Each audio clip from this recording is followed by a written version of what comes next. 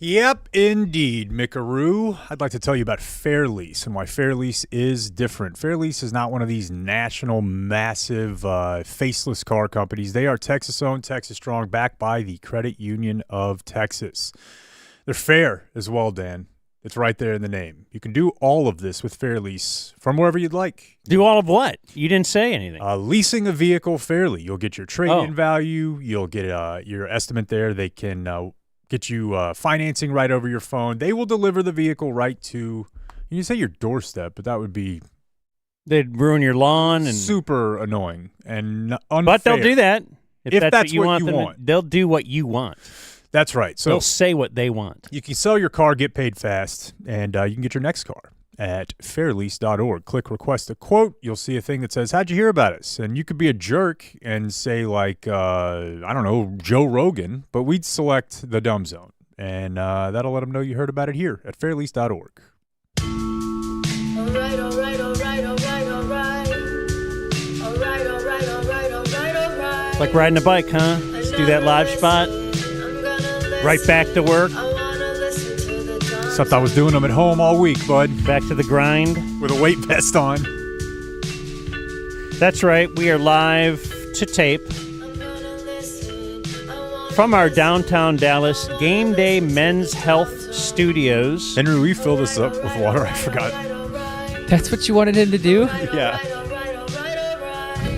You should use your new Whataburger mug. That's, in fact, so first off, I'm Dan McDowell. I'm Jacob. I'm Blake Jones. We have Clayton Kilbro.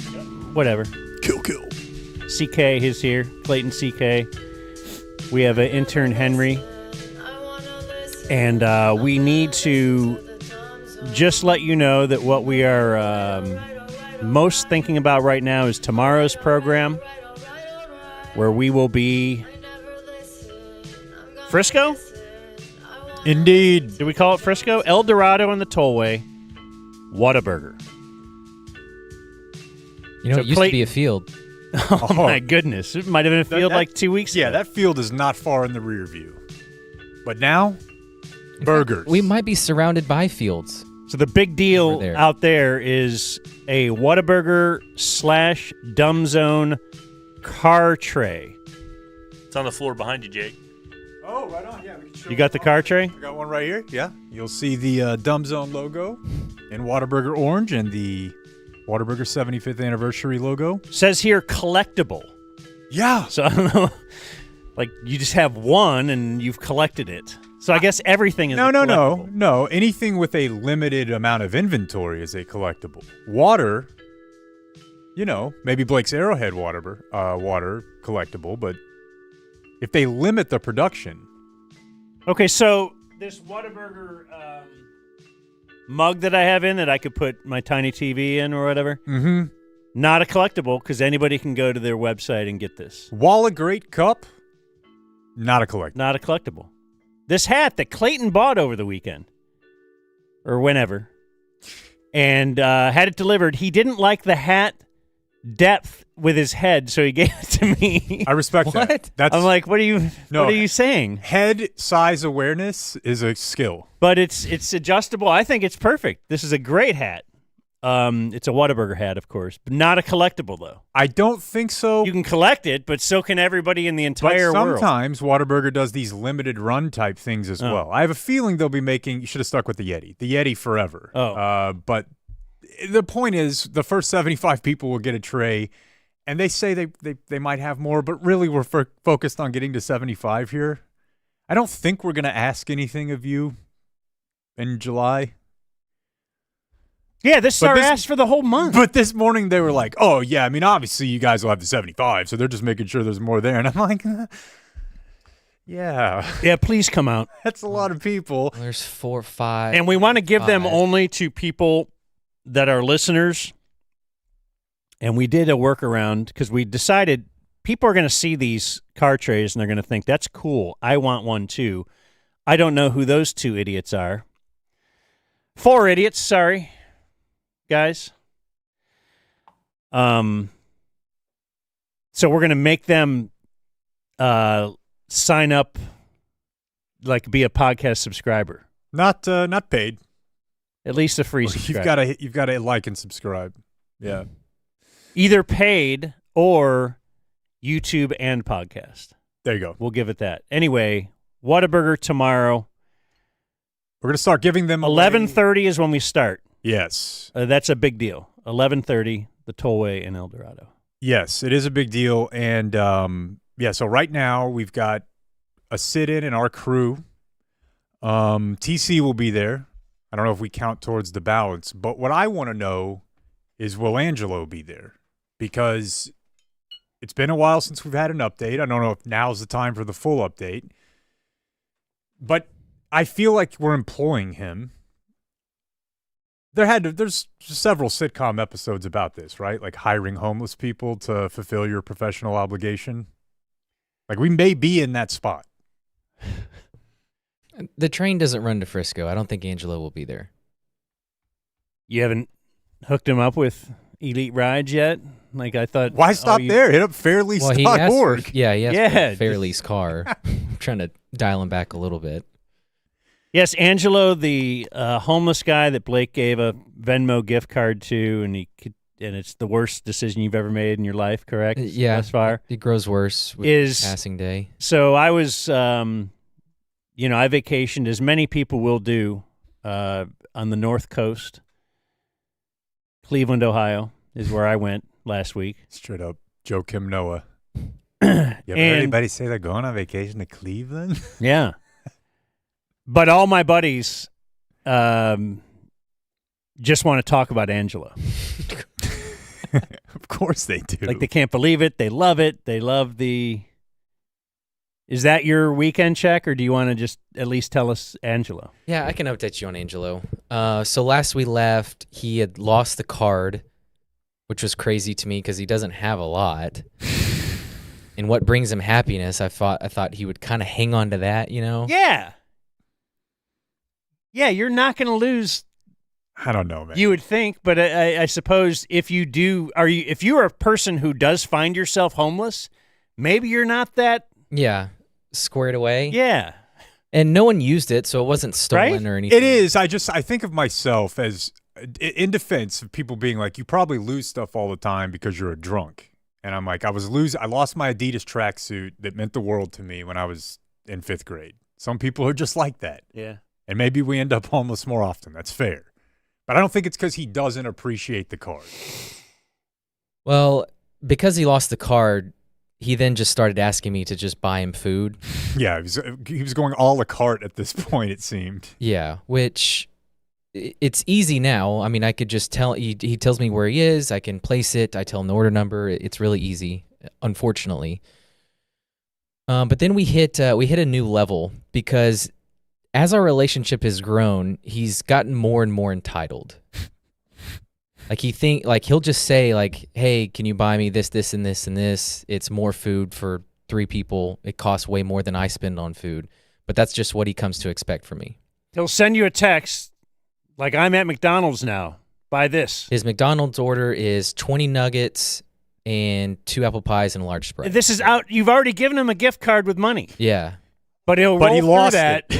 Oh, he'll lose it or roll through the whole thing. Yeah. Yeah. And then send you a text like, "Hey, just open your app.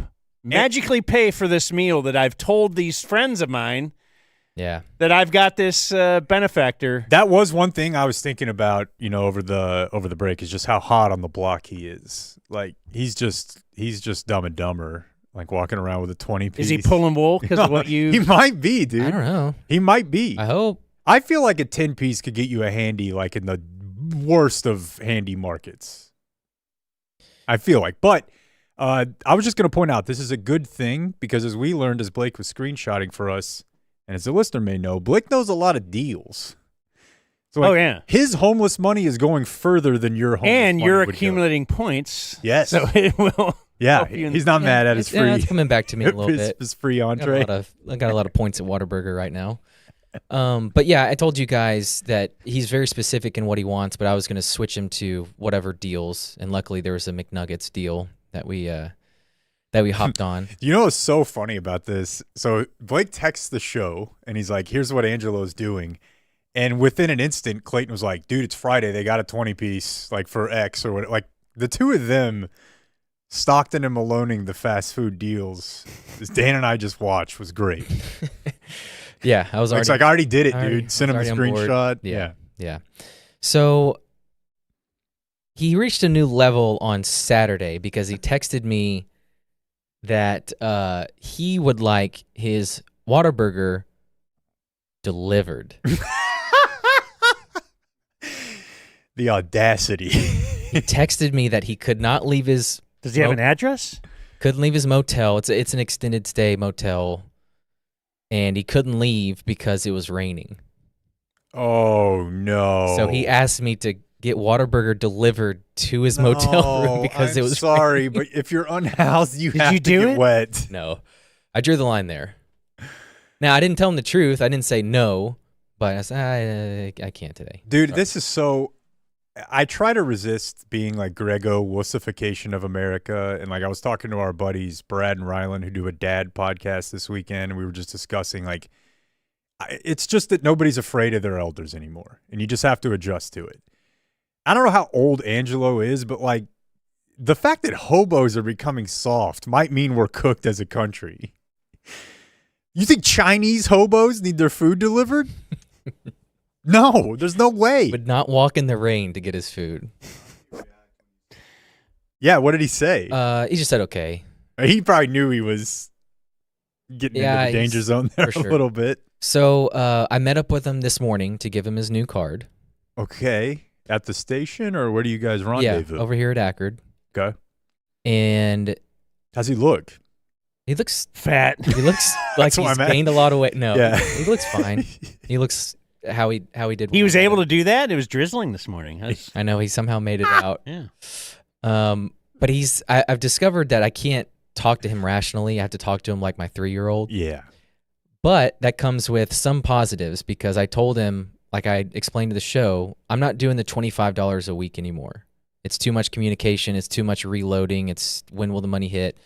So I told him, hey, this card's a little different. It's the same exact card. This card will have $100 a month.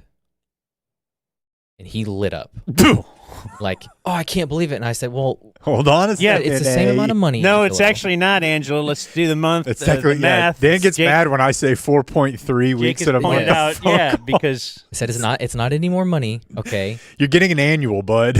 I'll reload it August 1st with another 100. It's the same amount of money. And I told him, you need to make this go a little further than you have.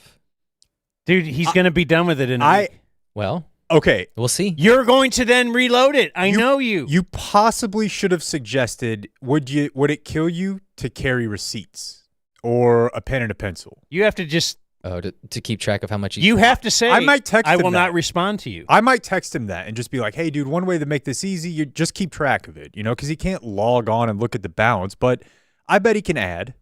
He's got a calculator app. He can just put 100 Does in a there phone. and subtract each time he gets a purchase. He's on his 4th phone number. Well, Since you've known him, Mm-hmm. yeah.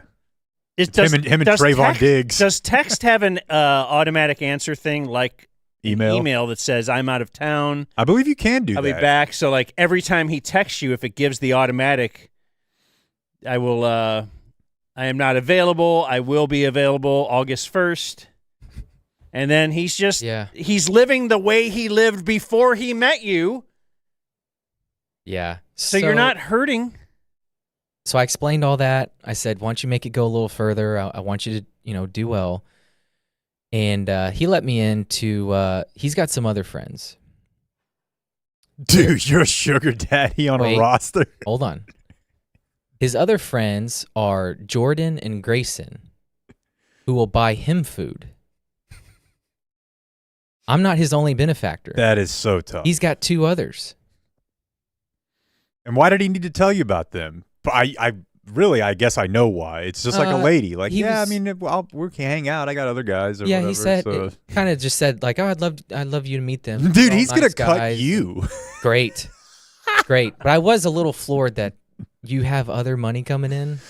Yeah, I wonder if they know about you. I know. I'm Did he tell interested. you what their arrangement is, or did he kind of leave it vague? It seems like Grayson will just meet up with him and buy him lunch and eat with him and talk to him, which is more than I'm willing to do. But we'll see how the 100 goes. I will tell you that we've all seen the movies. We've seen Boogie Nights, and I've been to rehab where they make you watch videos and stuff. Like, Grayson might not just be talking to him. I'm just saying, like, yeah, there is a survival that has to take place on the streets. Well, we'll see how it goes. I'm interested to see his first purchase. It hasn't happened yet? Not yet. That's a You just really gave it good to him start. this morning? Mm-hmm. Yeah, but the fact that 1 minute has passed is... It's like, I got to make this last till August Yeah, 1st. there's a There's no McDonald's way he's real thinking in close his to head, the I got to train make this station. last till August 1st. He knows I got this idiot that'll... Yeah. He told me it was $25 a week, and now it's Will been... you swear to us that we can at least get through 1 month without you breaking? That you won't put any money in until August 7th?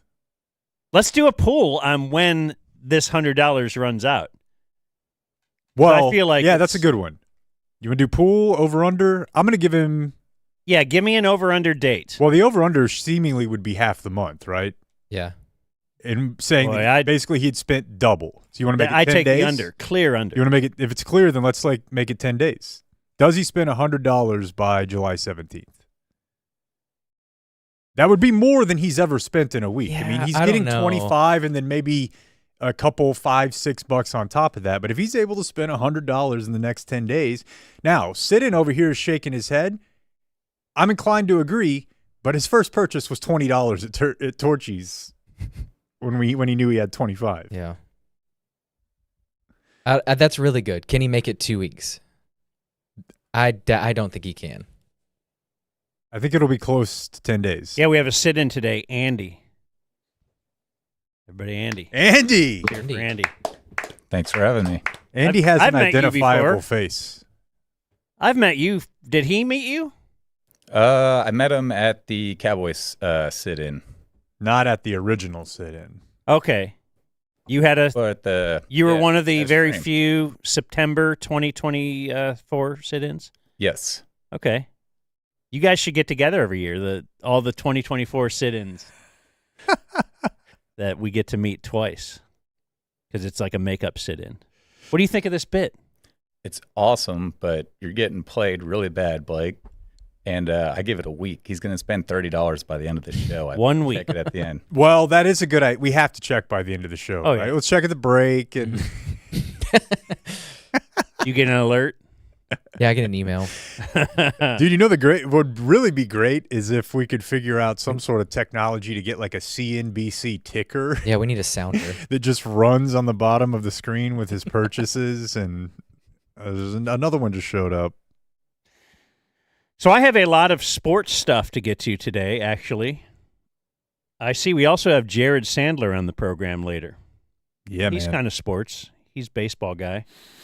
I would say that in a week's time, maybe we make it 10 days, that's the most Rangers baseball I've ever watched. And it was pretty horrible. A lot of free baseball, Dan. Are they doing as bad as the Tribe or the Guards? I know there were some firings involved. No, that was Because the Washington. Guards, my time in Cleveland, a lot of complaining about the lack of offense, and I thought I was back in Texas. Apparently, they've been shut out.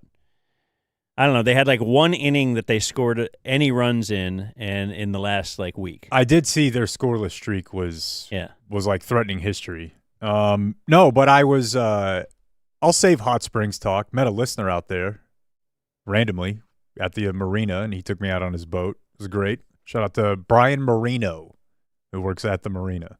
Were you worried that you wouldn't come back? He's taking you out on his boat. Like- no, I wasn't. Got a Dexter And I'm such t-shirt an on. idiot. I thought you meant wouldn't come back like you'd love it so much. Oh, no. Like he'd he's a kill guy you. who just moved there and He raped like, you and F it. killed you and left you out in the middle of... I don't want him to take this as an offense because Brian's a very athletic guy.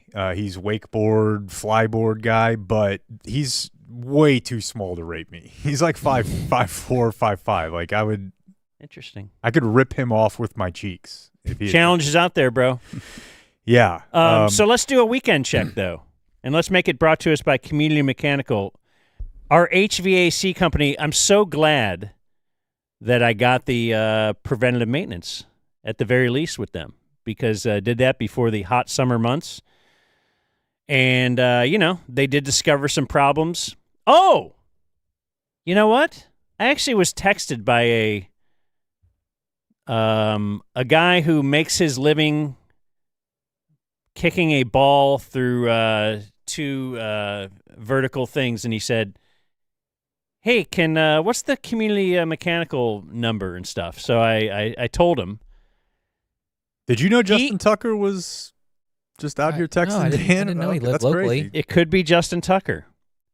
But the point, let me kind of look for it here. The point is that this guy was told by another HVAC company that it would be like a $10,000 new unit and all this kind of stuff. And as you know, I've been outside his house, pretty new house. I'm like, oh, he need a new unit? No. They were able to fix his air conditioner in 10 minutes. The other company was needlessly trying to sell him a full system.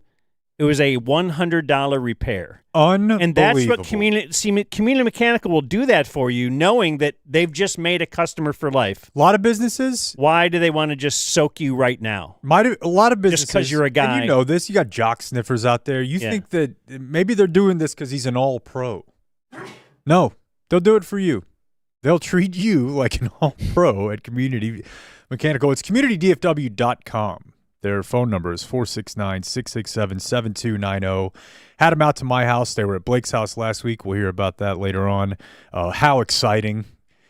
If you do go with a new system, you can get a sit-in. If you go with that preventative maintenance, you can get some merch. So head them up, communitydfw.com. I'm going to give you one brief one for the weekend check and then pass. This is I posted about this over the break. And got a little traction on it. It's sauna related. The sauna is really picking up. In fact, in general, as we all know, all gyms are picking up, but the rec is really picking up because the rec in the summer is not just for working out. It's for everything, right? Daycare, camps, dance, swimming, reading. It's packed. And the sauna is accordingly packed. So I was in there last week, and you know my bit, normally don't talk, headphones on. I'm learning now that it's destroying my phone, so I may be just bailing on this. But I usually just have headphones on. You stay in for the full half hour that you've recommended to me? I go over 20. And Okay. I 25 is my normal. If I have the time, I'll try 30. But honestly, at 30, I'm struggling. And there was a guy this morning talking. He's a huge beating, but he wears one of the hats that they make that Russian guys wear. If you've ever seen those, and those work. It's like it's like a banya hat. It's wool, and it's a little like bucket hat. You know, because the whole steam sauna thing is very Russian. Why do you wear it? Because if your head is cooled by about 10, 15 degrees, you can stay in there way longer. Oh, so it's a cooling hat. Yeah. Okay, I thought that had to make your head hot. No, like people will do that with like trash bags and the like. Huh. But so I'm about 20, 25 minutes, and I was in there on, I think it was July 5th, and the sauna had been closed on July 3rd and 4th. Mm. The sauna closes maybe 2 days, twice a year. And other than that, it's closed maybe one Friday in the afternoon a month. And there was a guy in there who I'd seen before. He can't stop talking. And he was like to somebody else, "How often you come in here?"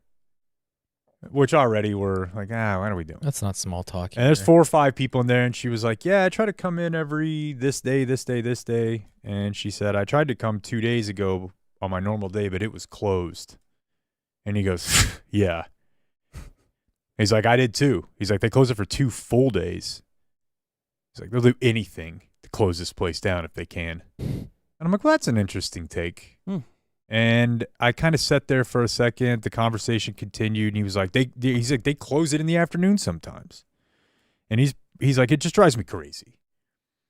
And unfortunately, I went from being like a loudmouth drunk to just a guy who kept to myself because I was drunk to now like a sober keep to myself. And now I'm feeling myself a little bit sober. And I go, what's their incentive there? And he kind of stopped because up to that point, So you're like, play this whole thing out. was kind of either silent or throwing gas on for him. Like, yeah, that does suck. That does suck. And I was like, so what's their incentive there? And he goes, I don't know. I mean, I guess it could be staffing. And I go, do you think they save that much by closing it for 4 or 5 days a year? And he goes, yeah, I don't know. Maybe it's just my perception. Oh, you've changed this guy's mind. And then it just got quiet. And no one said anything. And 5 minutes later, he got up and walked out. And in the same tone goes, y'all take care.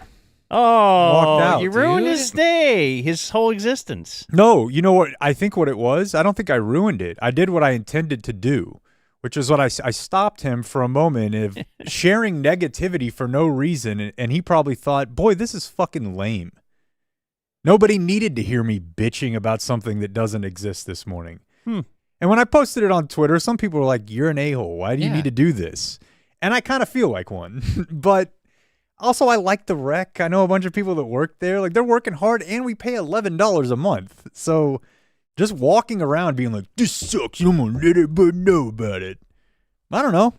I felt like saying it doesn't suck. Actually, life's good. Old guys just want to bitch, man. Embrace He debate. wasn't even that old. You know, he's like 50. Nah, It's like, dude, your dick still works. Be happy.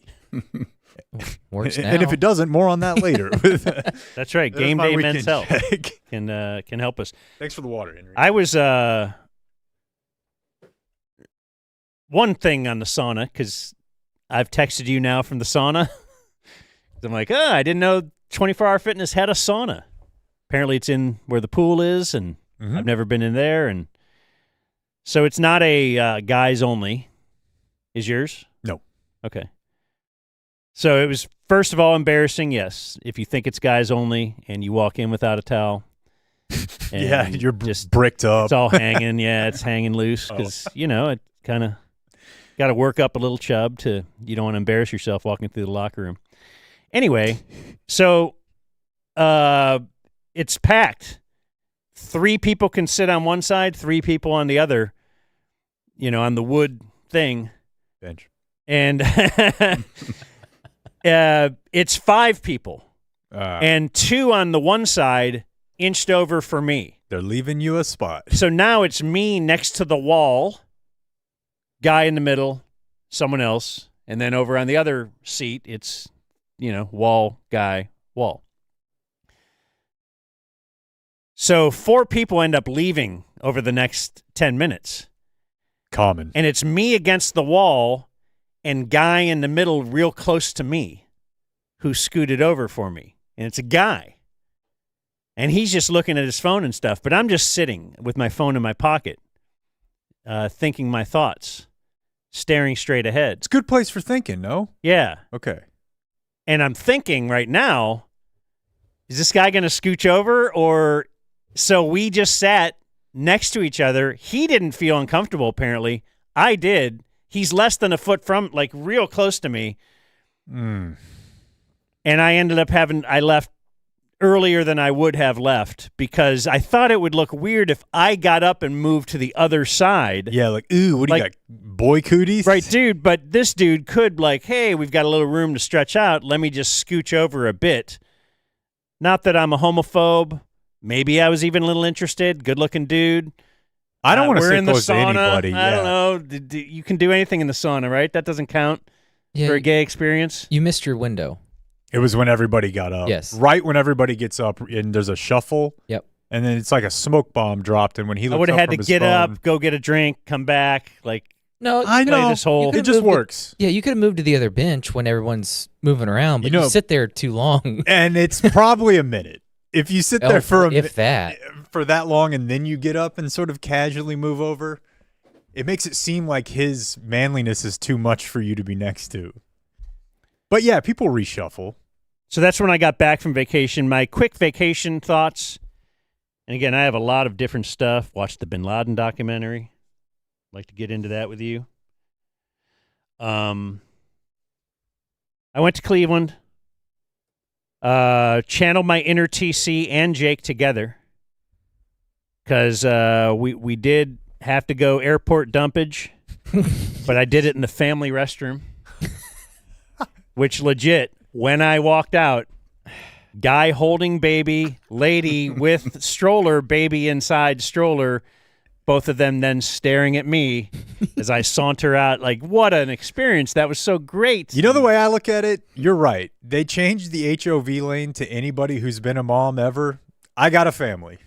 I do. I'm using the bathroom. I have a family, and very many times in the past, I've taken my daughter or whatever into the tiny stall, so I think I've accumulated some credits. I like And I had my luggage and all, my carry-ons, so tell it to the judge. it was great in there, man. Just great. 2.5 hour delay at the gates, like you're in the plane, but you never left the gate, so No. 2.5 hours. How long were you on the plane? The captain says it was a slight mechanical issue in the back of the plane. 5 minutes later, this guy walks through with the orange tape, the reflective tape, whatever. He works for the airline. He has a roll of duct tape. And I knew this isn't going to be good because then he ended up walking back. And it was 2.5 hour delay, but then we took off and we got to Cleveland. Beautiful Cleveland. Was told it was a full flight, but had an open middle seat. And me and the other guy, once they closed the door and stuff and looked up and he looks at me and he fist bumped me. Yeah. That's awesome. That's worthy. Some guy That's a worthy bump. yeah, like you're right, bro. This Can I is the say- open middle seat, bro. One thing about the tape, I saw something on social media about this while we were away. Did you see this too, Clayton? Yeah. There was a guy, some aviation guy, because if you look at your window sometimes on an airplane, it looks like there's duct tape on the wing. I've seen it before. It's not duct tape. They have something called Some super tape. speed tape or aviation tape or something, and it does look exactly like duct tape, and they put it all over the plane. And I feel like Right, it doesn't, they have to come up with a different or a different color color. because it's the same exact silvery Yeah. gray color. Yeah. Yeah, my dad was a pilot, and he used to freak people out by saying, "Yeah, we're going to put some speed tape on it," and it just looks like duct tape. For sure. Yeah. That's what I love It looks like comedian a loop. pilots Oh, my who's really setting me at ease here. Do bits ever? No, he was pretty straight laced with that. But sometimes, I guess, if you got feisty, make an announcement. Yeah, just going to slap some tape on it, and we'll depart. Love it. I do have to love that. Preparing to be the lone survivor as I am on every flight. First of all, as I determined that 11A? well, I got 10. I couldn't get 11. And I'm not in first class, so I might be wrong, but I thought I'd be the headline if this flight goes down, local media, whatever. Like, I thought I was the most famous person on the flight, which is important to me. And it's also important to be the lone survivor of the crash. Do we go seatbelt on or off? I couldn't remember. Like, did the one guy in 11A get thrown? And that's how he survived, where everybody else was like, I can't get it. And then they just crash. And I got to look into that. Look into that, Blake. And then while on Says vacation. that, all right. I think it says landed on the building where medical students live. He opened his eyes, realized he was alive, and unfastened his seatbelt before forcing himself out of the aircraft. Okay. Because that was a deal. Like, I don't know if it That's was easier. Then I'd rather keep it fastened. your hard ass uncle or whoever that's like, I'm not going to be trapped in this burning vehicle. I'm like, what do you do? Like, Right. why's your vehicle on fire? Unbuckle it. That happens often. Yeah. And then I just thought you'd like to know, register one for July. I got in a fight with my wife over text on vacation Over text. Wonderful. Dan, not a texter. because I was with my buddy Joe and Sven. You might have met them both in the past. Sven has a kid named Sven, and then Ethan. Those are his two kids. But I had told my wife I was going to Joe's to hang out with Sven. She texted me while I was there and said, tell Joe and Sven I said hi and get the scoop on Sven and Ethan. Like, hey, how are your kids? What do they do? And I just texted back, I won't do any of that.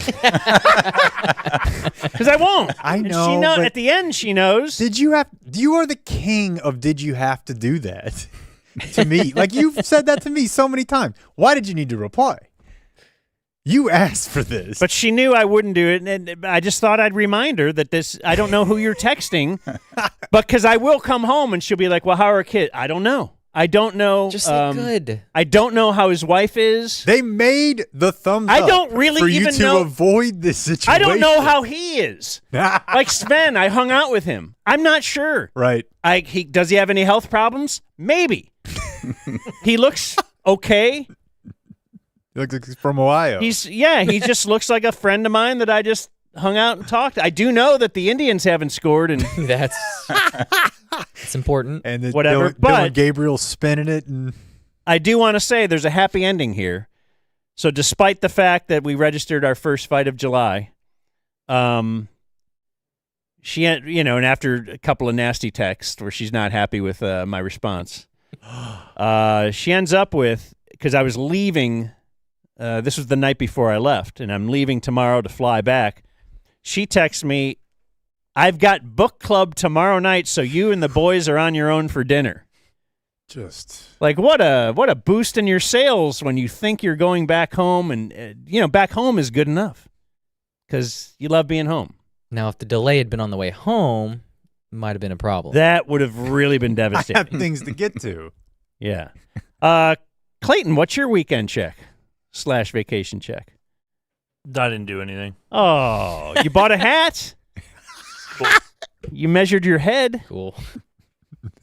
your head depth. You've I taught me know about my head depth. Huh? I know my head depth. That's why I looked at the hat and I was like, no. You just looked at it? Yes. You didn't even put it on. No, I don't need to. I don't buy this. Do you think you could tell your head depth by just looking at a hat? I don't think so. No, I have a pretty, I think, average head. Because doesn't it look like his hat's kind of tiny right now? Like, I feel like this hat is a deeper hat. I don't know, man. Why don't you guys work this out? I mean, I love it, though. Whataburger. You guys know we're going to be at Whataburger tomorrow? In Yeah. Frisco? Excited. So I got home Friday evening, excited to staring at a week off right in front of me, and AC's not blowing cold air. So last time it was a breaker issue. I just flipped it off, flipped it back on, same deal. And so, unfortunately, at Friday evening at 6 o'clock, I had to text Travis, "Hey, my AC's not blowing cold air." They had a guy out in an hour to look at it. Damn. But in between that hour, we were standing in the kitchen and we hear a pop come from our unit outside. We're like, "Oh, okay, great." And so we walk out there, and I don't know if it's just a fear, panic, but maybe I was smelling refrigerant or something and thought, that's no good. So I go inside, I turn the breaker off and just leave it sitting there until the guys get there. They look at it. It's a blown compressor. I nod like I know what that means. Sure. And they sent some pictures to Travis, and Travis said if I hadn't turned the breaker off, the thing would have caught fire and probably the house. So we were really lucky we were home when it happened. But that meant a weekend with no air conditioning. Wife is 8 months pregnant. Kid's 3. Nice. So sent her off to my parents' Kid house. is 3 months pregnant? 3 years old. So They're letting them do all sorts of stuff now at even earlier ages. I was like, the kid can stay with me, but apparently that was not an option. No, it's Kids not an need option. AC. Well, they don't need it, but she was saving you from yourself because he would have been a pain in the ass and you would have wanted to ditch him the second he was complaining about being hot. He's 3. But I wanted to stay there. I don't know. That's where my shower is. My clothes are there. That's my bed. And so even though the house got up to 88 degrees, Yeah. I slept at home. Boy, that's terrible. So, and the community guys were great. They knew immediately what it was. They offered to drive to Keller and back to Wiley to install a window unit. I thought that was too excessive, but they were great. So I needed a new unit. Monday morning, they're out there first thing. And because I have preventative maintenance, I got 10% off my new unit, which was a substantial discount. Yeah. You got to sit in.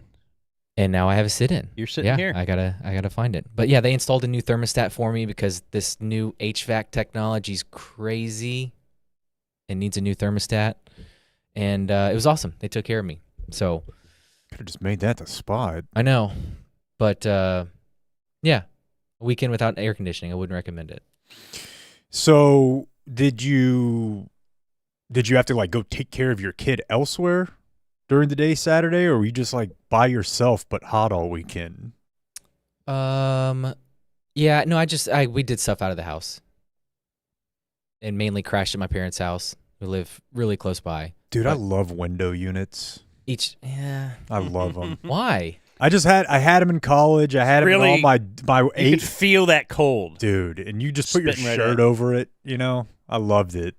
The thing they did for me, the mini splits, kind of like that, but, you know, the old school window unit. Vacation Bible school every year. It was the cousins fighting for which one of us got to sleep in the room with the window unit. That's so Texas. It's a freaking King of the Hill episode. Want to do some sports? Absolutely. From the wonderful world of sports, radio I have a Oh, yeah, I like that. topic wheel that you can pick off of. This will be brought to us by Game Day Men's Health. You want to hear their thing? Why not? The key to muscles and wealth. Two things my buddies in Cleveland were telling me is that number one, they love Angelo Talk, and they love the Game Day Men's Health bed.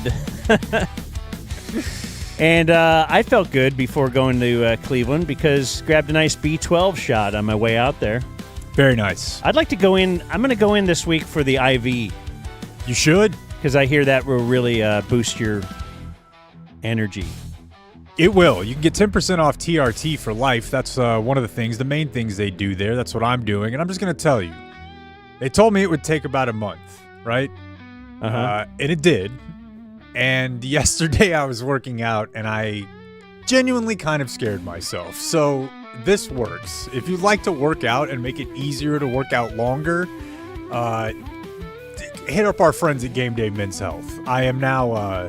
So you're doing the I can tell TRT, yeah. the testosterone. Okay. The workout yesterday was able to go considerably longer, and it feels great. It's great for brain fog, so if you're just feeling a little sluggish, hit up Game Day Men's Health. They got several locations in the area. GameDayMen'sHealth.com at 10% off TRT. Spin that topic wheel. You got to tell them Dumb Zone. Yep. Mention the Dumb Zone. Did we say that? I don't know that I did, but you're right. Mention the Assuming Dumb that's Zone. implied Just is maybe not. Anywhere you are at any time of day, just tell them that you heard about them on the Dumb Zone, Fair. even if you didn't. Okay, so topic wheel would be, we got Cowboys, player arrested, Mm-hmm.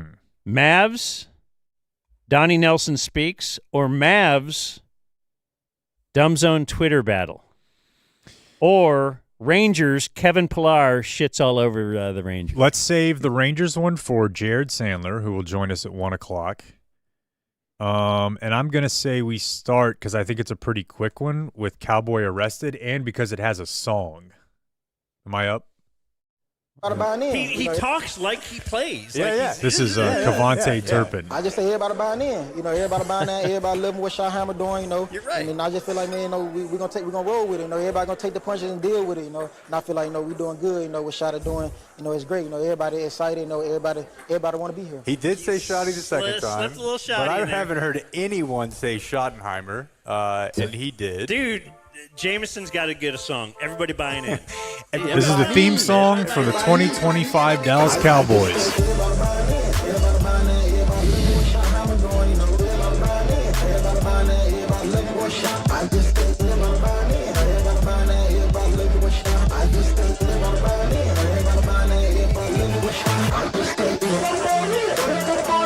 All right, you get the idea. Right. This is a story's not going to matter because Cavante Turpin was arrested yesterday morning for weed and a weapon.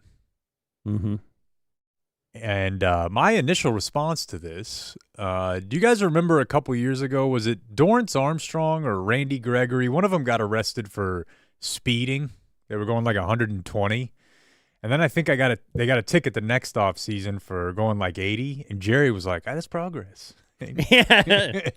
Sam Williams, wasn't it? Sam Williams. I knew it was an edge rusher. Well, the last time Cavante Turpin was in the news, I thought his football career was going to be over. What was that? It was a domestic violence situation that Oh, okay, was so pretty progress. serious, which is how he ended up taking the circuitous path that he did to being a Pro Bowl special teamer. We're still busting and arresting dudes. I mean, I guess the gun thing is a gun thing. In Texas? You know, Probably like drive around with your gun? No, but I You think can't do both. that probably doesn't help. I don't think this is going to affect his 2025 season. It does make me think that of the special teams unit, he certainly would be top on my Bonds list. I was thinking Griffey Bonds list this weekend because of the passing of somebody who was in the top 5 on my Griffey list. Are we all familiar with the Griffey Bonds list? Sure. Everybody here know what that is? Everybody here? Henry doesn't. Who just passed? You don't know, intern Henry, but the Griffey Bonds list? Are you familiar with Ken Griffey Jr. Yeah. and Barry Bonds? Yeah. Okay, well, Griffey was one of my heroes growing up, and I always just thought he was a natural, pure athlete. In fact, he was a gazelle. Like he would not stretch before games, and they would ask him, "Why don't you stretch?" And he says, "The gazelle doesn't stretch. Like an animal in the wild doesn't stretch.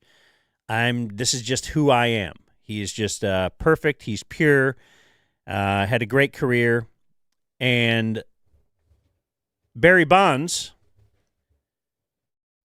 You look at him and you think of Barry Bonds and you think of what? Steroids. Steroids. Never proven. They never busted him, but you still think of steroids. When you look at Ken Griffey Jr., you think natural. That guy did it all on his own. And to me, he's so pure as the driven snow, it would really disappoint me if he was busted for steroids. Like, I think he's the 0% chance, whereas it wouldn't disappoint me if I heard Bonds tested positive. You'd be like, oh, okay, of course. So that's the Bonds Griffey list. Is I think this guy's clearly wouldn't have used steroids, and if he did, it would devastate me hearing about that. But this guy, of course, in real life, there are Bonds and Griffeys, and this is what I'm talking about now. When Jake went to rehab, no one around here was like, oh my, I can't believe it. Not Jake Kemp.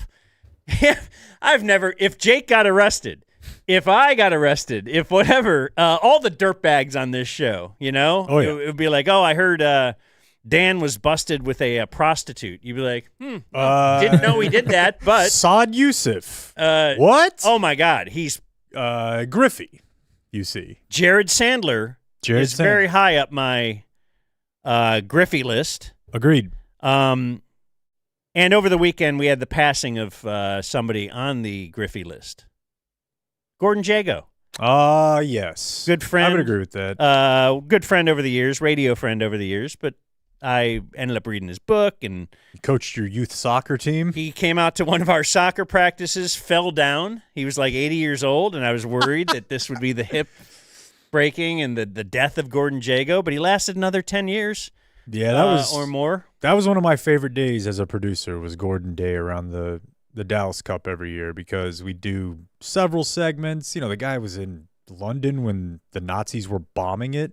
He was hiding in a shelter, and then he played at the highest levels. And yeah, he was just such a great dude. Such a great dude. Trust me, you don't love your wife like that guy loved his wife. I remember listening to him talk about his wife and thinking, I'm incapable of this level of affection. It was so cool to see. So, update on the Griffey list. I now have Brandon Aubrey. Yeah, I don't know. You're really claiming to know a lot about Trent and Brian here, and you don't. I don't know anything. But he just seems like just the nicest guy, and Brandon is 100% Griffey. Yeah, that's what I mean. Sure, but you said Turp is obviously the biggest Bonds. Oh, I'm just saying, yeah. But he's got a history too. He does. But Brandon Aubrey, Jared Sandler, I had Gordon Jago. I think Tom Grieve is on there. Now, there's different levels of Griffey too. Like if you told me Tom Grieve during his playing days did this or that, I'd be like, oh, okay. But I'm current Tom Grieve. I would be if he was caught up in some kind of a Me Too scandal, no way, not Tom Grieve. Agreed. And I just thought of this over the week, Matt Brunig. Unless overthrowing capitalism puts you on the bonds list, or overthrowing a whole system of government, but otherwise, I kind of feel like he's just like I guess there are different levels, but if you said he was pulled over for drunk driving with a prostitute and a 8-ball of cocaine, I would be like, not my Matt Brunig. If Jake Kemp was the same things, I would say, yeah, I'm glad he didn't get hurt. Matt Brunig is a Griffey. I will give you that. Yeah. I think for a second I thought I heard you say Matt Birmingham. And I was thinking, no. in some ways, because he's like an asexual being, but he's also the weirdest person I've ever met, so I don't want to put him on any... No, he could have a body list. buried, and you'd be like, okay. Yep. Yeah. What else was on the wheel? Donnie Nelson apparently is like a coach or something for Luka's team. Well, not the Lakers, but he is sort Slovenian of, team, right? I guess, nominally like the GM of the Slovenian national team now. I don't know. I think they're calling it senior advisor, which led to him speaking to the media. And, yeah, I'd love to have him on. It's a very weird series of events. And then the whole Cuban nephew thing just sort of, I guess it was settled. It went away. But yeah, I don't know. I don't know where Donnie's role is in this. Obviously, he's critical of the Luka trade in his public comments. Yes, article I'm reading about it, reflecting on how the Mavs once operated. Nelson emphasized the team used to prioritize long-term relationships, community values, and treating stars with care. During my years in Dallas, we always considered what was important to that community, and we looked at the players as being a part of that. It was never like we went to one of our ATMs, took out a player, used him until he was most useful, and then threw him away. Yeah, and for better or worse, right? Like the Mavs were thought to be sometimes maybe too loyal, which is why the Tyson Chandler thing shocked everybody. But that's what they were. That's obviously a serious departure now. Yeah, he even kind of mentioned something about, even with Dirk's final years, like it was out of respect for Dirk. He could finish when he wanted, how he wanted. Like he was that good of a player, and that's what you afford guys like that. Not what did happen, which I still sometimes just lay around thinking, how, why? He looks so wrong in a Lakers uniform. It doesn't look right at all. I hate it. I hate everything about it. I'll tell you how I was getting upset. This because I find different pathways to it every single day. It's the only thing that makes me upset every single day. Unless I've texted Blake that day, because then he's usually made fun of me. Mm-hmm. So this rap group that I really like has got a new album coming out on Friday. Clips. They're from Virginia. You're familiar with Pusha T as his feature on Runaway. Okay. So they're from Virginia, and there's a couple dudes I follow who are from Virginia, or about my age, and they're very excited about this because Clips hasn't put out an album in like 15 years. There's really nobody from Dallas musically like that. I mean, there's obviously you could be like a big Badu fan or whatever, but we don't have a thing. All the rap music in this state that people were proud of came from Houston when I was growing up. Luka was like the first thing in my lifetime, and obviously we love Dirk, folks. We love Dirk. But Luka was, I think, the first thing in my lifetime, and then especially when Kyrie joined, where it was like, holy shit, Dallas has the coolest thing of the things. And I've never really, like the Cowboys were that for sure when I was a kid. They have not been that, not just not been good. They haven't been like the coolest team. The Rain, you know what I mean? The Dallas had a cool thing, and it felt like one of the first cool things we'd had in a long time. It was identifiably cool. It wasn't just great, it was cool. And now you got Anthony Davis, who I hear knows Sal. Good basketball player though when he's available. No, it's part of that. It's part of the Riz. It's part of the yeah, exactly. how to get on national TV as many times as possible. And That kids you are gonna had a think guy. it's cool. Nobody is saying, you know what? I need more Anthony Davis games on national TV. It will not happen. And even if they turned out to be a real good team, which I don't believe will happen, but even if they did, let's give you an example. How many Cavs games do you think that ESPN is just fired up to get on there next year? Like, they're not. They're more willing to do a Lakers-Mavs game because of the Lakers and the whole thing that was created there. The Lakers are always the Lakers. The Mavs aren't always what the Mavs were with Luka. You were on the map. You were on the basketball map. You mattered. People cared. Any series you went into, people would give you a chance because you have that one. And now, you know, the series will be based on matchups, and the Mavs might end up winning a series here and there. You like the other But little... they won't be saying because Anthony Davis might just take control of this whole series and put the team on his back. He's not that guy. He's not that guy, and everybody's going to be so infatuated with Cooper Flagg that'll never even have a chance I feel so to breathe. It's bad that I can't enjoy anything about Cooper Flagg. Maybe someday. But the fact that I feel so bad that this guy was bailed out and national media is now making fun of us even more with the whole, as he's, the plan is you're starting to see the vision. See the vision. No, we're not starting. You don't start to see the vision when you got so lucky / possibly the NBA handed you something. Yeah. Did you see the Kyrie stream? Yeah, I got the audio. Okay. Because that's my Twitter fight. My Twitter battle is regarding that. Yeah. Did you see the Twitter battle? You know what I thought about? It isn't like a battle. No. It's somebody just quoting us. It was an account that I was following, and then so it's Derek Lively Muse. Yeah. No, I think I still is the follower or the person that is. Yeah, there's a million. So of those, here, let me give you the battle then, and we'll end it with Kyrie. You know we got to take it back to the battle, right? Oh, here we are. So the Dumb Zone account, I'm guessing you. Yeah, did I do something bad? No. Put out a video of Dan and Jake talking about Kyrie signing a 3-year extension. Well done, guys. Would you like to hear the Yeah. Because these are the things that were disputed by the Mavs fan account.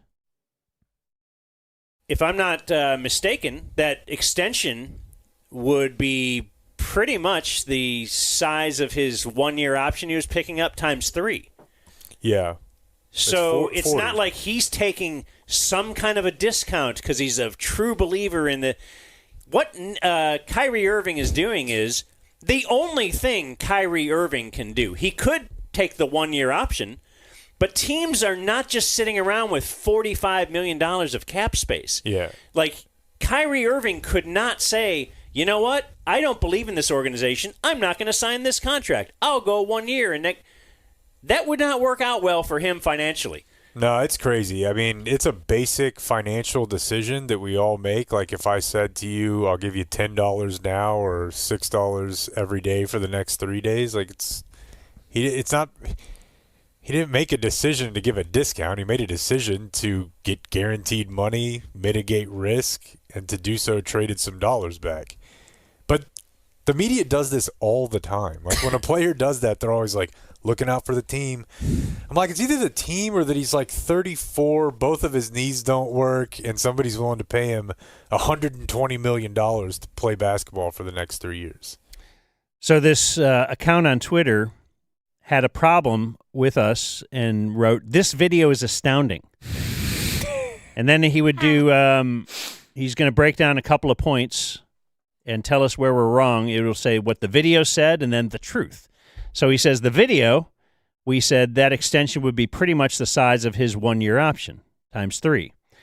The truth, Kyrie's 1-year option was for $43 million. His new contract is $39.6, or $3.4 less in year 1 than the option. Which I still say is That's It's kind of what you said in that video. You said if somebody said they'll give you $10 today or $6 for 3 days in a row, what are you going to take? We can just go through this, but the idea that there's a huge discrepancy between 39.6 and $43 million is not something to get hung up on, in my opinion. Even if it allowed them to use the room, the video said it's not like he's taking some kind of a discount because he's a true believer. The truth, Kyrie did take a discount as established above. In fact, him taking this discount unlocked the mid-level exception for the Mavericks, which allowed them to sign D'Angelo Russell. So I guess the issue here is that it seems that this person is saying, the Mavericks were going to give him 43 for 3 years. They were just going to give him his opt-in rate times 3. But then he said, "Hey, guy, generously said, can we meet at 39.6? That's not how this stuff happens ever." So the problem is I don't know how old the person we're talking to here is because it seems like a child. The video says what Kyrie Irving is doing is the only thing Kyrie Irving can do, the truth. I mean, that's just not true at all. If he truly was not a believer in the team or wanted out, he could have done one of 3 things. I'd like you to break these down, Jake. Okay. One of 3 things. Take the option and ask out immediately. Okay, so take the option and ask out at the trade deadline or leave after a year or decline the option and test free agency. You want to play the audio now? Because I feel like it might be helpful. What, Kyrie? Yeah. Okay, he's on his stream talking about his timetable for he just reads people's comments and then answers. Will you be back by playoffs? Don't hold your breath on that. You know what I'm saying? It doesn't mean that I won't be back. It's just I don't want to make any predictions on when I'm going to be back. I just want to be back 150,000% better. So I'm taking my time right now to really get healthy. I'm taking my time to really get my body right, other portions of my body right, and really just enjoy this recovery process, man. It's not pretty. Yes, it is a beautiful struggle, but I go through kind of the mental roller coaster ride of every day. Just want to be back out there.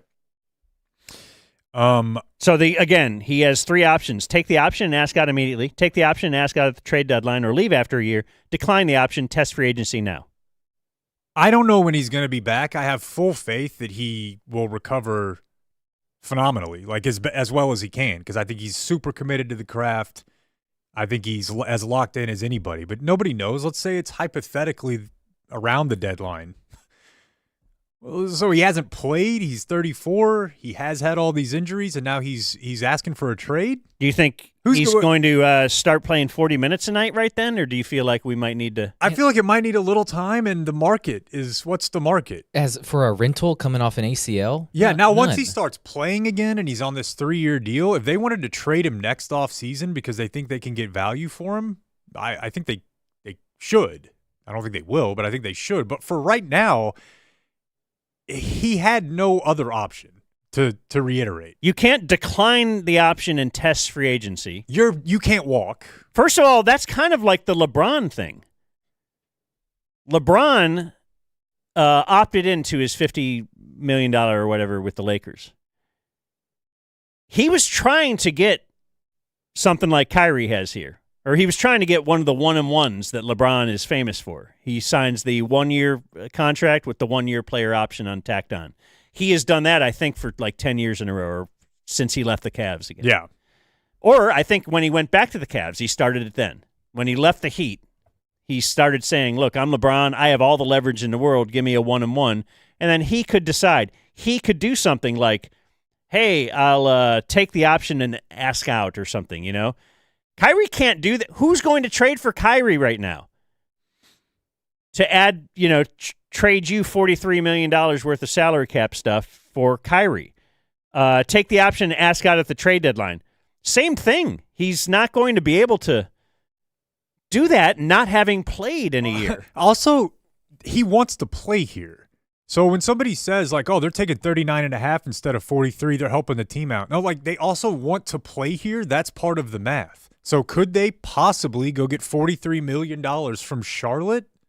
I guess, but not taking that is not a team decision. That is also still Well, but there's no $43 million except the Nets, as I understand. Like right Could now open with it up. cap space, I'm a free agent today. Number one, who's gonna spend that money on it's a injured guy? And yes, the last one said the video, he's 34, both of his knees don't work. Then the truth. Are you all good over there on the dumb zone? He has a torn ACL in one knee, has had no other knee-related injuries in almost a decade. Let's wait and see what he looks like when he comes back. Zero tolerance policy for Kyrie Irving slander. I'm not slandering Kyrie Irving. No, but when you I'm run just like a slandering fan the- account, and again, I think we might be talking to like a child. I'm Because, like, somebody who slandering- doesn't understand the economics of sports here. Like, yes, players make these decisions to get more security, and they give back a little bit of money, and that's not because they're the team player. What I'm slandering is the media's quick jumping on the narrative of, oh, look at how much this guy, he cares so much about, he really believes in Nico's vision. See? Yeah, using it to weaponize that. He does believe in Nico's vision. Look how he could have opted in for one more year at 43, but he took this discount and for 3 years. What a... Dude, let's say he takes the $43 million and he comes back and he plays like 25 games and he's like, okay, what's that deal next year? Right. I can promise you that it's not 2 for 80. He's not going to go get that. Right, and now this is guaranteed. Yes. 90, almost, yeah. Yeah, it's not slander. You're not saying Kyrie did the wrong thing or the Mavs did the wrong thing. You're saying the media's coverage of it was wrong. They all did kind of the only thing they could do. Yeah. Also, Kyrie did the only thing he did, and the Mavs kind of had to do that too because he's a big part of their little window they have to win now type thing. Yeah, he's he's pretty important. What do you think of D'Angelo Russell? Like him, always have. Really? Yeah. Now, I don't know where this came from. Maybe it was Hoop Collective. I'm a day behind with our buddy Tim McMahon. But the story I saw that, hey, this D'Angelo Russell thing, this was really Kyrie and AD, but also Clay. Like, Clay's always wanted to – I'm like, what? I forgot Clay Thompson plays for this team. How is he involved? Is he on He the is not involved. player council or whatever? Yeah, the leadership council. And then, because Coop, maybe it was Derek Lively, after the Rockets completed their trade for KD, Lively, who I love this, and I wish I could still be a fan of his team, he's posting their starting five and the Mavs starting five with like emojis. Like, really? And his starting five has Klay Thompson starting at the 2. PJ Washington's on the bench. I don't know. It just I'm interested to see what they do with Klay. He started every game he was available for last year, and he's a year older now. So, but I like D'Angelo Russell as a player in this league. Yeah. Would have liked him as a backup to Luke. I'm sorry, I can't keep doing that.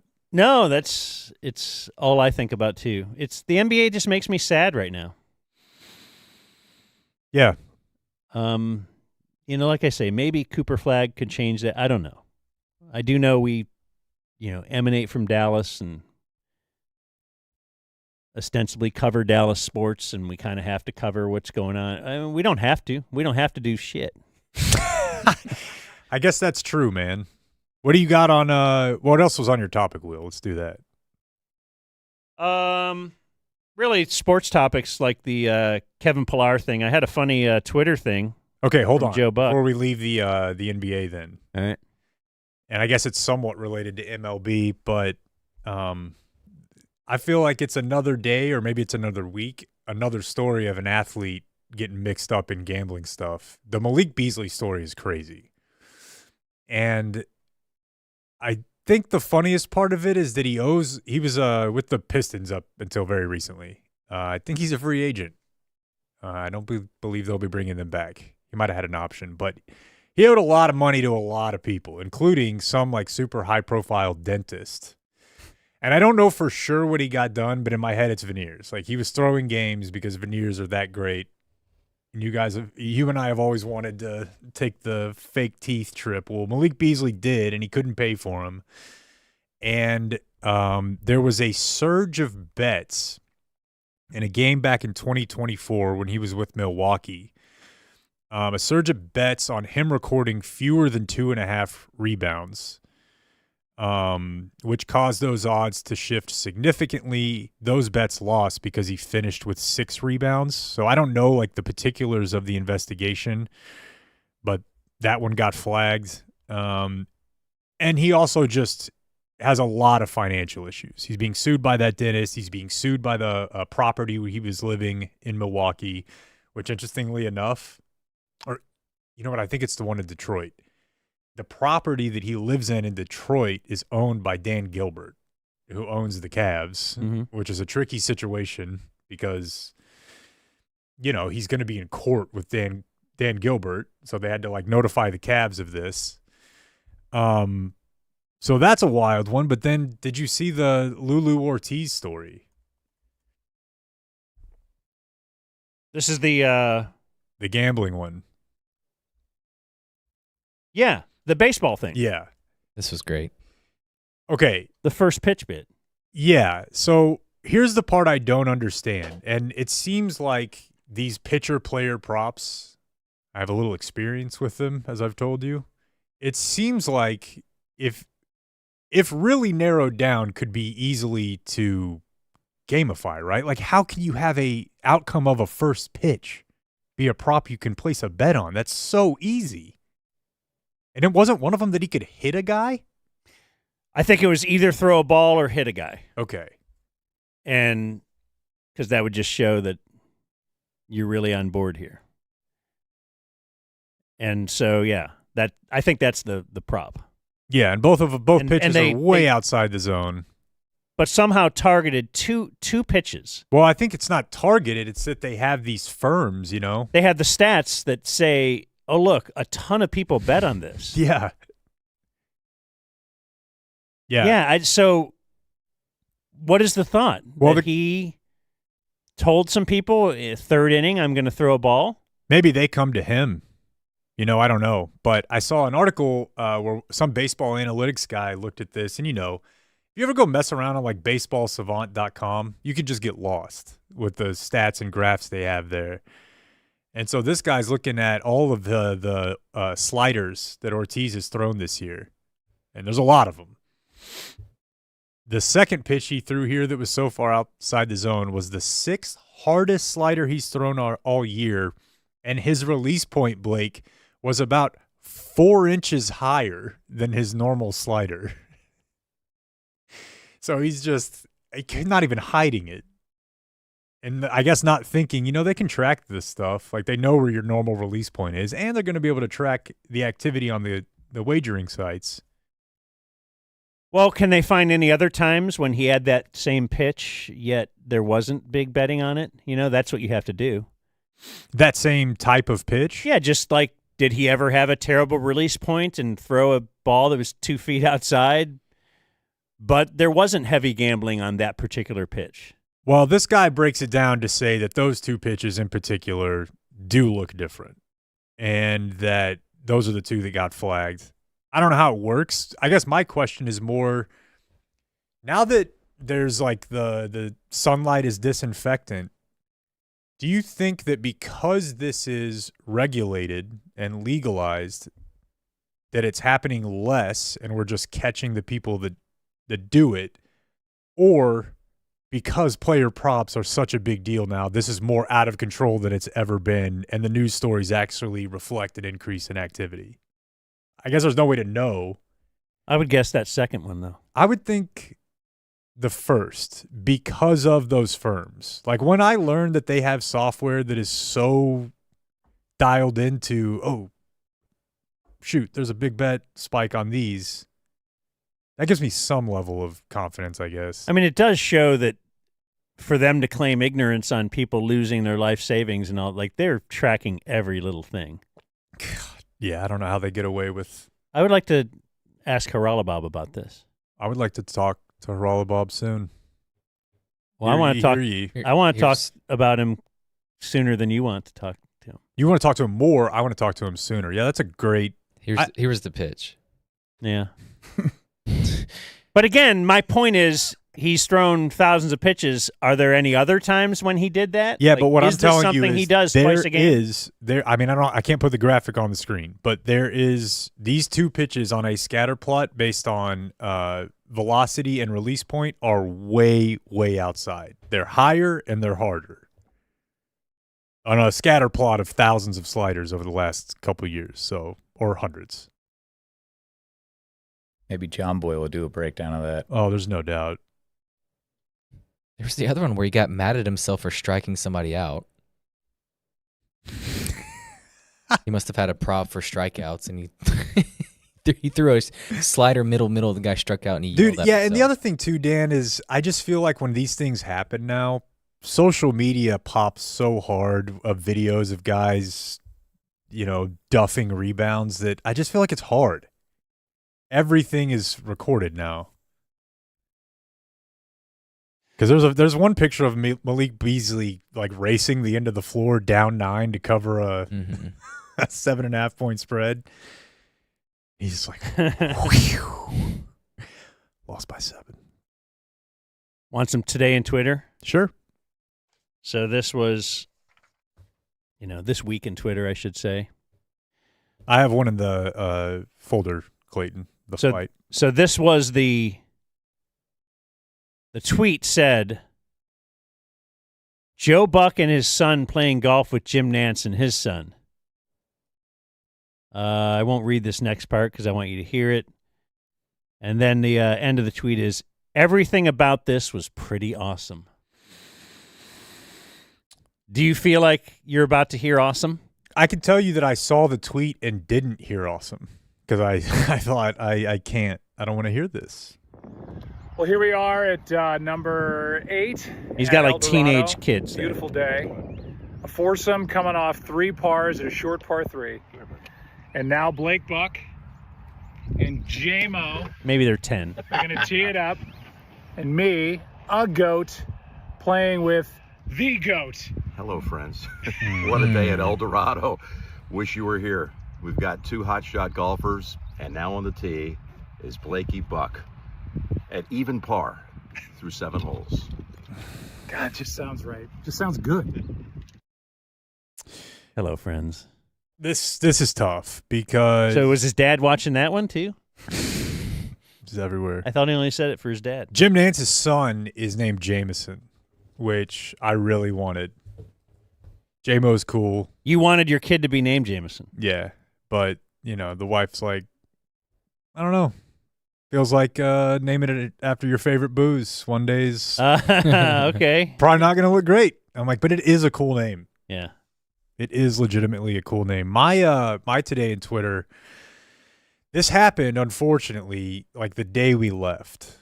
But we have to play it. It's the scene at the Star in Frisco a couple weeks ago. Now, I don't know if you know this, Dan, but like my high school reunion was at the Star. And next to that, there's like some very lively nightlife. It's like Uptown. I mean, yeah, I'm familiar with the that. bar scene up there, and I was not. So Yeah. we went in, and it's your buddy from high school who made it big in like refrigeration, doing bottle service. And I'm like, where are we, dude? Like the field is right there.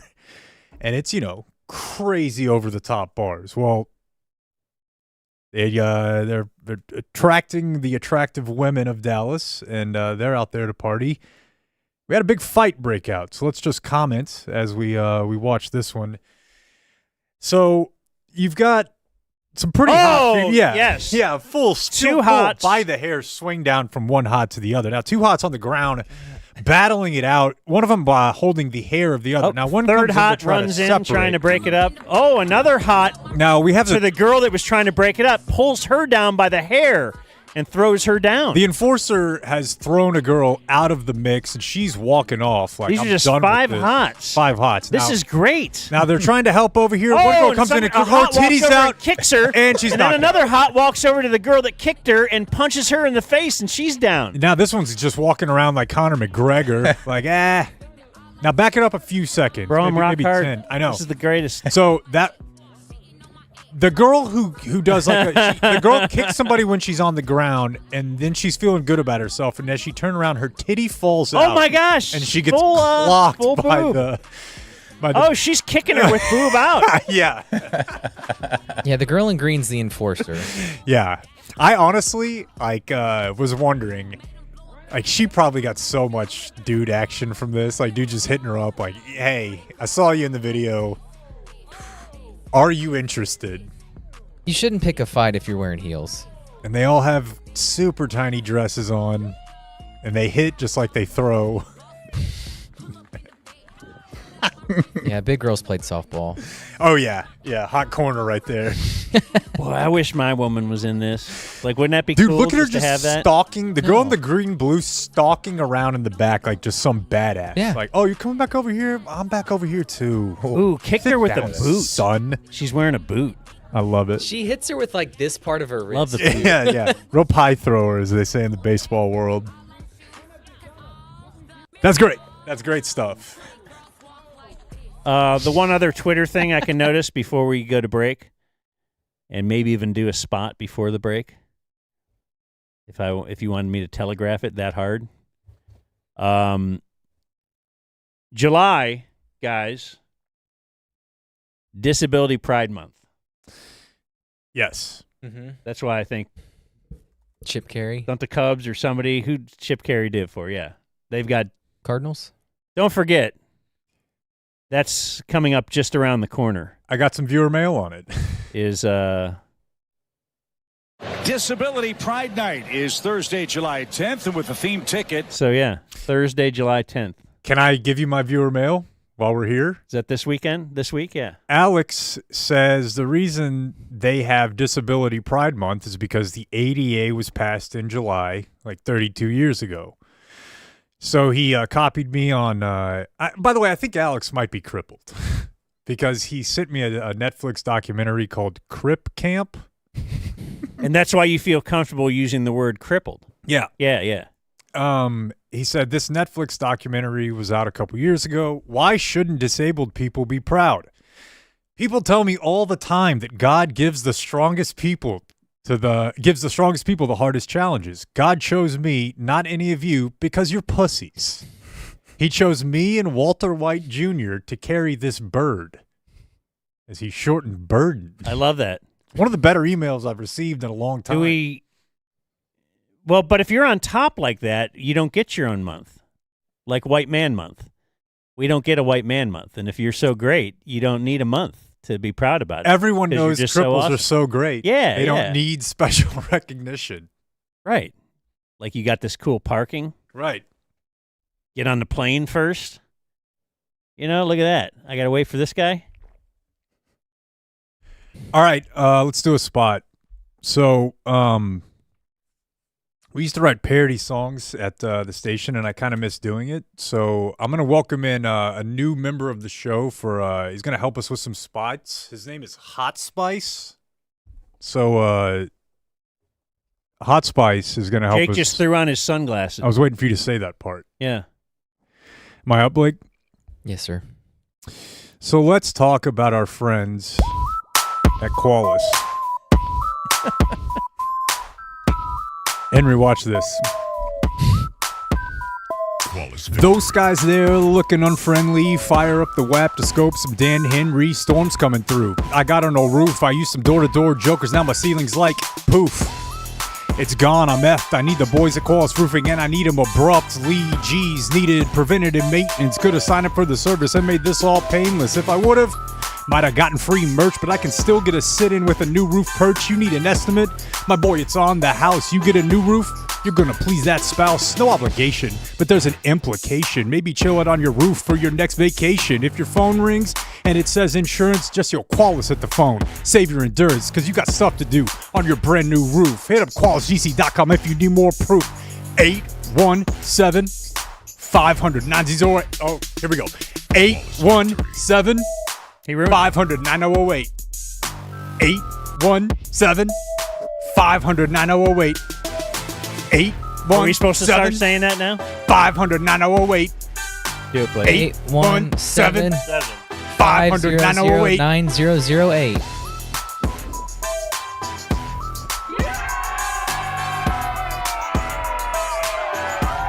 It's over, right? Yeah, it's a minute. It's exactly 1 minute. All right, fade that music out. I can't. Oh. Blake has to. Oh, all right.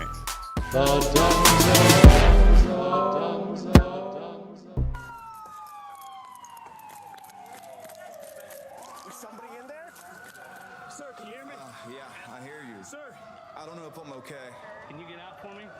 I'm hurting. Let me get my phone. I gotta call somebody. All right. Yeah, we're calling Eliana. Before you call the insurance company, call Frankel first. Frankel and Frankel. Call 214 or 817 all threes.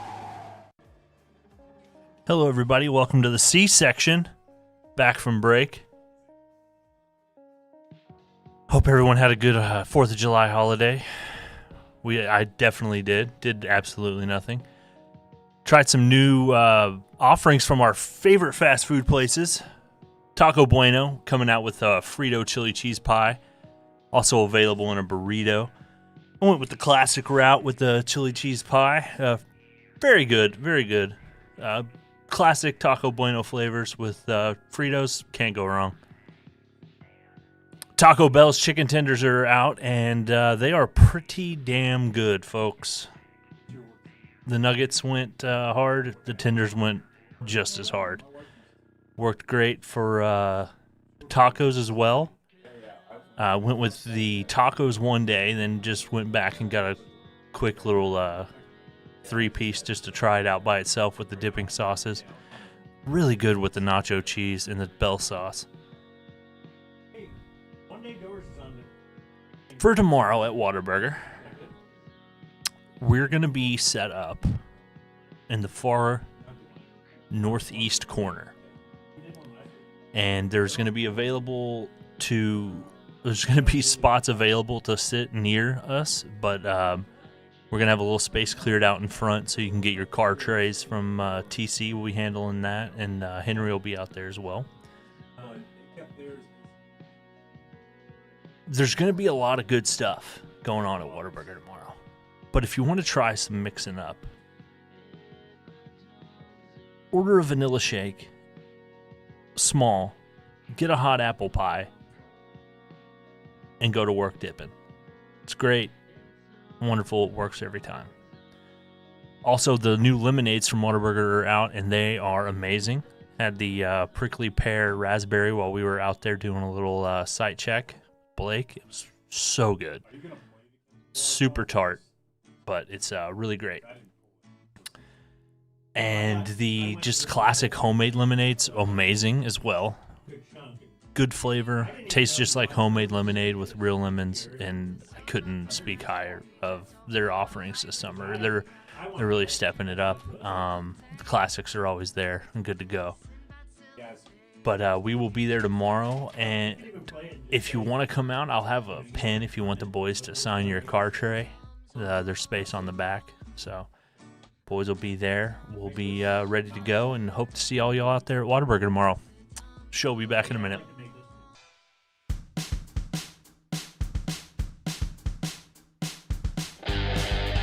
You're listening to The Dumb Zone.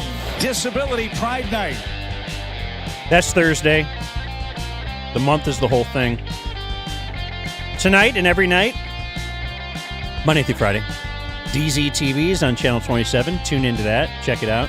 Shout out or, Snap. To who? Michael Snap. Oh, yeah. Or the Fox local app. So no matter where you live. Which? Even in Kansas City, a guy emailed me from Kansas City saying, can I do the Game Day Men's Health thing and get the 10% off here? I didn't answer him. You bet. Because I'm just assuming you cannot. I think it's the DFW. Let's make a phone call. Let's see. Call Game Day. Okay. Call the Grapevine Game Day Men's Health. Tell them you're from Kansas City. Want to do it with Jared on? Sure. Because we have Jared Sandler to talk Rangers. And if the Rangers really suck, just to talk baseball and to talk to Jared Sandler. Well, that's he's Jared. a problem. They don't really suck. I like Jared anyway. Even if the Rangers weren't even a team, I would want to have him on every week. I want to have him on every day. Okay. But what time tomorrow? Blake is against that. Hey, Jared. It's brought to us by One Day Doors and guys. Closets. Hello, Jared Sandler. Can we tell you about One What's Day up, Doors Bob? and Closets? I'd love to learn more. It could revamp your whole home. Well, it's really just the doors parts. Yeah, but I mean, it brings new life to your whole home. That's very it's true. like adding a piece of artwork into every room. Like, walk around your house tonight and look at your doors, and you're going to be like, these things suck. You knock on it, and it's like, this is hollow. Not with One Day Doors and Closets, and they could replace every interior door in your house in less than 1 day. Yes, they It can. should be called Less Than 1 Day Doors and Closets. And they'll do it cheaper than those big box stores or handymen. That was an unnecessary move. I just when ate a bunch of started salmon. the copy. 940-649-4790 is the phone number, or onedaytexas.com/promo30. That'll get you a BOGO on doors. This is really cool. Definitely improve the look and feel of your house. And, you know, you can punch those doors, no holes in them, Jared, after an extra innings loss, of which there have been many over the last week. You want to dial them now, or are we dialing later? I don't know if you have one in the queue. To what? You really now? Does he remember what we were just talking about? I just wanted to see if you were actually doing it, and apparently you are.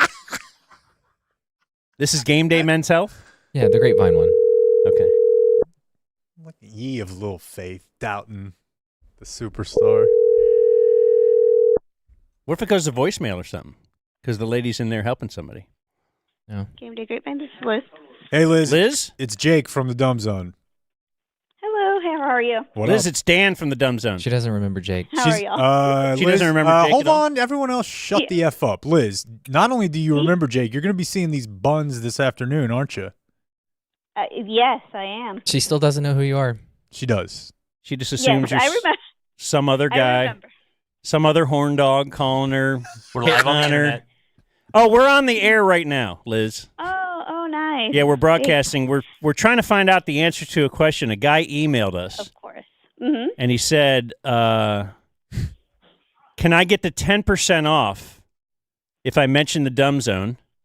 So number one, do you get 10% off TRT if you mention the Dumb Zone? Yes or no? Yes. Okay. Yes. Mm-hmm. So his second part of his question was, he lives in Kansas City and he wants to go to a Kansas City location. Will you call him? I said probably not.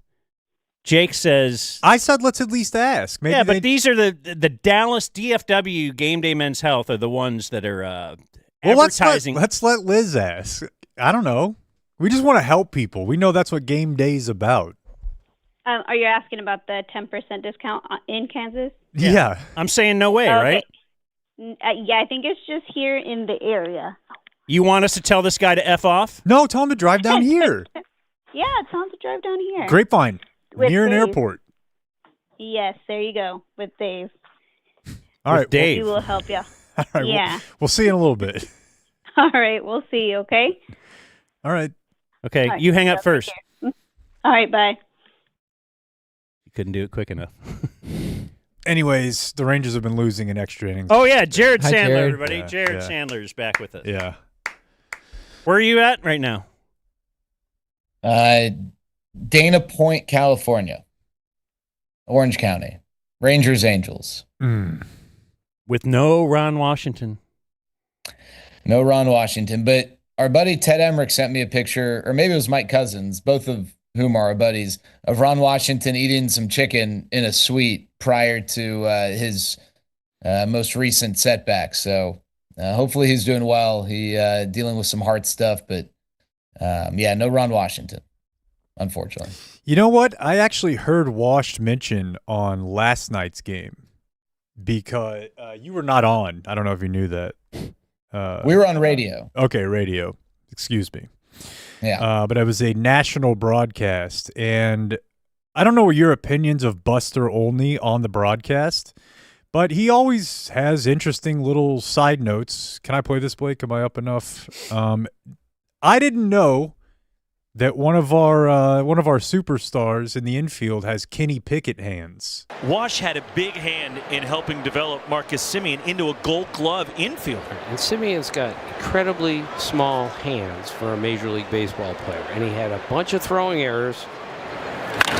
All right, so they're going to get back to it in a minute after that pitch. So Ron Washington worked with Semien with those little hands and showed him how to grip the ball in order to throw a truer ball to first base and cut down greatly on his throwing error. Okay, when I tell you, like in my living room last night, I had created a whole playlet with Wash, like, what you tiny ass little hands. Marcus Semien just has bait. He can't grip a ball.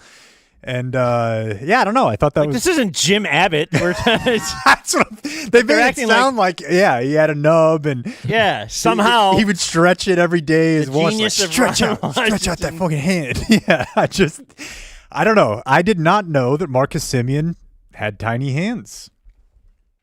Yeah. So first of all, Jake, that was Tim Kirkshin. Oh, was it? I thought they did both.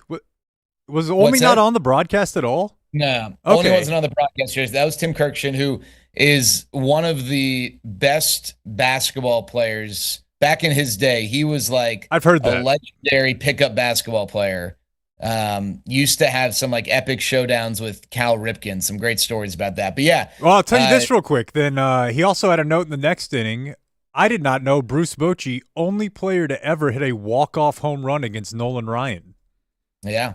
Yep. Played 25 years. Yeah. Now think about it. End of game. Right. It's incredibly impressive. And Boch was not, a big slugger or anything, but there aren't many. You think about it, like pitchers, especially these days, but even back then, it wasn't like they only threw complete games, right? You had guys like Ferguson Jenkins who were pitching, into the ninth inning 30, 40 times a year. But yeah, no, that is an impressive note. I learned that when the Rangers hired Boch, and I couldn't believe it. Like that's pretty awesome symmetry. Yeah, the note was that his head is so big that they could put a 6-pack and a thing of ice in his batting helmet after he walked off. Nolan. That sounds about right. He is a massive individual. He does not have small hands. Let me tell you that. Your hands get swallowed up in his. But yeah, Marcus always a really good athlete. But if you ask him, he'll tell you that Ron Washington, I don't know if he'll use the word saved his career, but Marcus was maybe going to be an outfielder if things didn't turn in his favor. And that's happened. Jackson Merrill with the Padres got moved from the infield to the outfield more because of personnel. CJ Abrams got moved from the infield to the outfield because he, couldn't throw the ball to first base, right? So it happens, but Marcus has had great value as a middle infielder, and before he moved over to second permanently, he was obviously a shortstop. And Ron Washington, I mean, it's weird to say this, but Ron's departure from the Rangers, which would not have happened at that time had it not been for those circumstances back in 2014, led to him going back to Oakland, which was pretty much right when Marcus Semien was traded by the by the White Sox to the A's, and coincided with his arrival there and his development as an infielder. Butterfly effect, Dan. Yeah. So are we doing trivia still? Yeah. Okay, because that just telling that little note about Bruce Bochy sounds like that'd be a good trivia question for a man who's addicted to trivia, like Jared Sandler. If you follow him on Twitter or whatever, you will see he loves the trivia, folks. Loves the trivia and loves to do it here. And this is one of the benefits. If you watch our live stream and you don't just listen later, you can actually win a pair of tickets every week as Jared Sandler gives out some trivia. Also a benefit, Clayton does a segment on just fast food and the latest and greatest. It's called The C-Section, I learned today. I like that a lot. Today he was reviewing Taco Bell's continued foray into chicken. Yeah, which is a very controversial topic. If you want to just stay tuned during the live stream during the breaks, that's it's highly entertaining. But again, so is the trivia, and you just have to answer in the chat when you know the answer. And so, Jared Sandler, let's do it. Yeah, so let's keep it simple. The Rangers and Astros play a series this weekend, so There's one player in Major League history who has at least 30 career homers for the Rangers and 30 career homers for the Astros. Who is that player? I have a guess. One player. No, there's no way, actually. Okay, we'll come back to that. Okay. Right? Okay. That's how we do it? Good. Also, Jared Sandler on Twitter. Is this a thing? Is this real, or did you get hacked? Oh, no. What happened? When was this? On June 29th. Does it involve PlayStations? Because, again, Tim McMahon was hacked when you were trying to buy that PlayStation. I was trying to buy, I thought I could buy a new Mac from Tim McMahon for like $1,000. I'm like, are you kidding me? I'm texting Jake for Tim McMahon's number. He's like, dude, the thing was, that is fake. Jared says if you're involved in real estate investing and in need of funding or interested in learning more, send me an email. Yeah. Not a hack. Not hacked. Not hacked. So I kind of kept this under wraps for about 5 years. Jake knows this, right? This isn't news to you, Jake. No. Yeah. I've had 2 jobs since, so our house flooded in, was it 2018, 2019? 2019. And insurance didn't cover it. So that fall, I think about August, so season's still going on, I got connected with someone who works for a real estate investment fund. I was just trying to pick up some extra work to help cover the costs. And the short of it is I started worked through the off season. I was going to stop in spring training, but then I was like, all right, I'm sort of picking up on this. Maybe I'll just do it through spring training. Well, that spring training was March of 2020 when stuff shut down. So I didn't know what was going to happen with baseball. So I just kept doing it. During the pandemic is when Emily and I had our first miscarriage and then had to start IVF, and that wasn't free. And so, once we got through that season into the off season, I kept doing it. And then I was like, well, I don't know. I'm not good with free time anyway, so I may as well balance both. So it's been a blessing for us, allowed us to make some of these decisions we've made with fertility. But yeah, I had a Facebook profile named Jay Sand because I was scared. I mean, I'll be honest with you guys. It was kind of like survival mode. We needed this. Like I needed to be able to do this to, with the flood, and then to be able to have some freedom with our decision-making with fertility stuff. But I was nervous that I didn't want to use my likeness. I didn't think I was right at the time. And I also didn't want my bosses with the Rangers to be upset by it or think that I wasn't totally focused on growing in my career as a broadcaster. So I kept my identity concealed, I guess. I had a few people that maybe over the years, it made the connection, but it wasn't until about a month ago that I in a podcast with one of my biggest client on the real estate investing side, we did a podcast and I shared kind of why I've been doing this. But yeah, I basically have had 2 full-time jobs since 2019. Damn, that's crazy. Yeah. This guy's got a lot going on. Yeah, so Didn't I mean, have time just, to get on the bonds list. When you get like mushy and he's when he talks about like fertility stuff, like and how bad they want it, like he's having to sacrifice over here pretty substantially to make it work. But you mentioned concealing your identity, and there was a news story from the world of politics this week that I thought, boy, I have a friend I could ask about that. So my question is, to gain entry to the University of South Carolina, did you Southern California, did you, Jared Sandler, claim to be an African American on your application, similar to Zohran Mamdani, the mayoral candidate who was born, I think, in Uganda? You are an African American. Did you apply as such? Your dad's from Africa. I remember when I was filling out the application, I asked if like that was okay. And I think someone said, well, technically it's your ethnicity and you wouldn't qualify. But then I also didn't think that was in the spirit of it. And I didn't get into like any of my top 4 choices. So maybe I'm a moron for caring about the spirit of it. But no, I did not check African American. And I was also naive to think that being Jewish was maybe something that would help. But depending on the school I applied to, I don't know that that was necessarily a valued minority. So Did you not go to Annenberg? no, I did, but I'm saying like I think at like Northwestern, I don't know. I think they've got a healthy amount of Jewish candidates. Okay, right? I don't got you. Yeah. Yeah. It wasn't like I was applying to go to like the St. John's School of Jesus Christ or something. Okay, now it makes sense. Got it. Yeah. I'm going to ask you one baseball question, What do you make of this? I was telling the guys the other day that earlier in the show that I'm very obsessed with the Baseball Savant leaderboards. And one of the ones that I really like to track is the difference in outcome and expected outcome for pitchers and batters. And we are in this spot now where there's a whole bunch of different problems with the Rangers offense, but they're as healthy right now as I think they've been all year.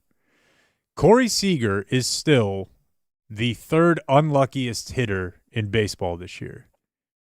The quality of contact, the walks, the strikeouts, he should have, I think, like the fifth best WOBA, or really pick any stat you want in baseball this year. And the discrepancy between the expected and the actual has been the third largest in baseball this year. Like, it's crazy. He's having an average year basically. Yeah. And I don't know. I keep waiting for this to normalize. It hasn't. And that it was that way last year too. And I think for guys, Corey hits the ball hard a lot. And so I think for those guys, they might always be playing catch up.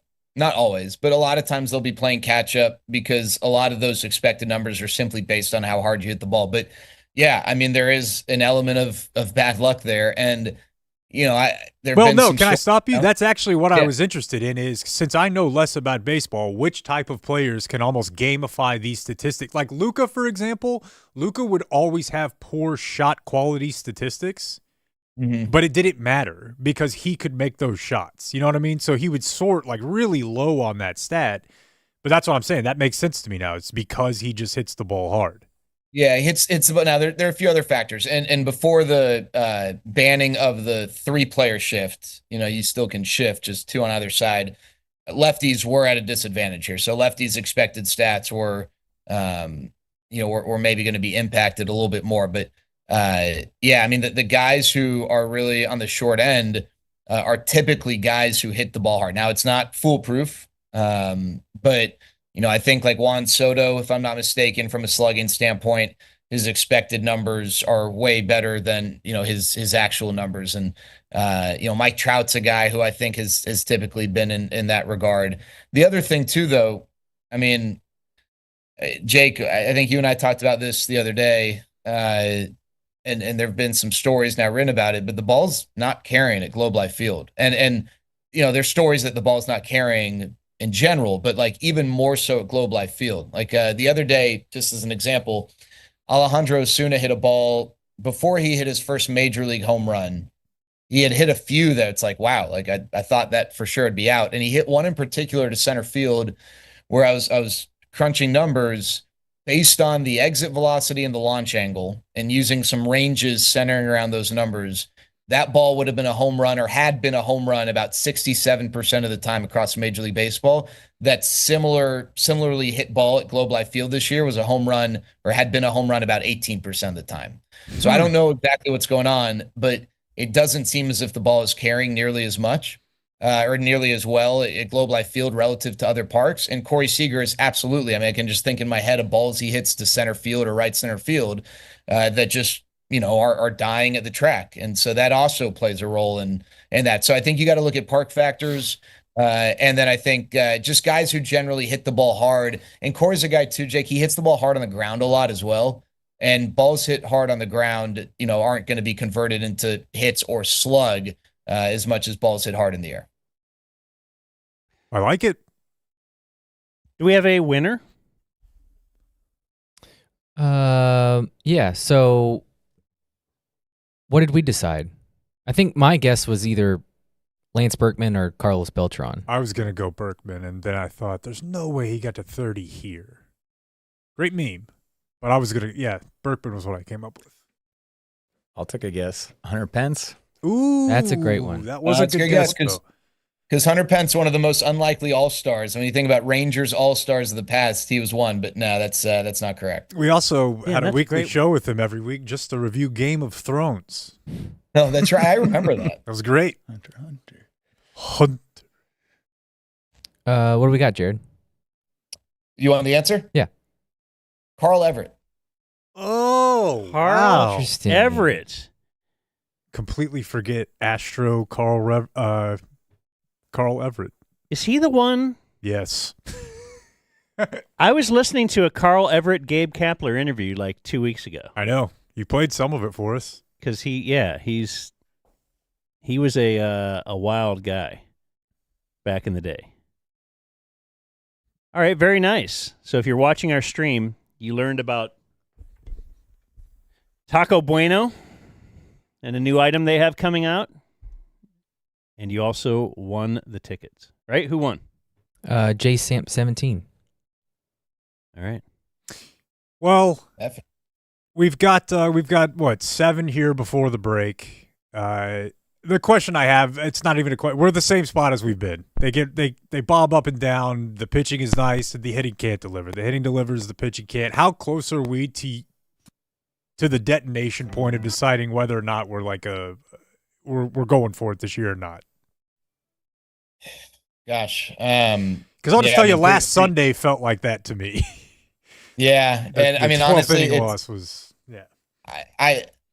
we've all had moments in the post game when we discuss, like, whether it's Dave or Eric or Matt or Bassick or Murph or me, where like one of us is the like doom and gloom, the other one is like, no, it's okay, I see the light. Like we've all had both roles, and Dave's really like hanging on to the fact that, hey, they're only forget the division, because the Rangers are 11 back of the division now. They're only 4 games back of a playoff spot, and that's not some crazy mountain to climb, especially when you consider that they've got the pitching. You feel really good about the pitching. I think the thing for me is 2 things can be true. One, they haven't really shown that they are a team that is about to make a run, right? Like we keep believing, but like it's not. I remember in 2015. The Rangers were under 500 at the deadline. They acquired Cole Hamels. The day they acquired Cole Hamels, or maybe the day before, they had lost 21-5 to the Yankees. They got their asses kicked. And they got Cole Hamels, and a part of the selling point was it wasn't just a deal for this year, it was a deal for next year. But there was also a thought, I remember talking to John Daniels around that time. He's like, I really feel like we're about to click and get going. Like, there have been signs, and they did, and they ended up winning the division. And I remember that. I remember like, man, this team's way better than their record. But I feel like this team they kind of are what their record says they are, right? Yeah. And now, with all that said, it's really tough to just deny an opportunity to go into a postseason with Jacob deGrom and Nathan Eovaldi leading your rotation, right? And it's not like this is a roster that is totally built only for the future. So I do think that there will be every opportunity to try and buy. But here's the thing, guys.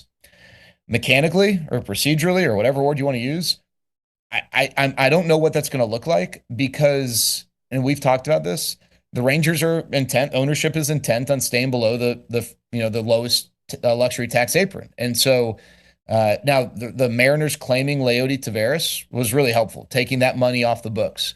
But if the Rangers are going to add, they're going to have to subtract money, or the money is going to have to be even. So maybe it's a pre-arbitration player, or maybe it's a pre-free agency player who's not getting paid an exorbitant amount.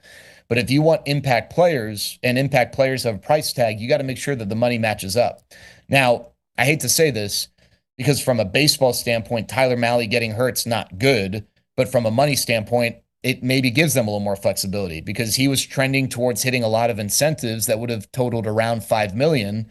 And that money counts, right? That money counts towards luxury tax figures. So the fact that he's hurt and is now not going to hit those incentives maybe gives them a little more wiggle room.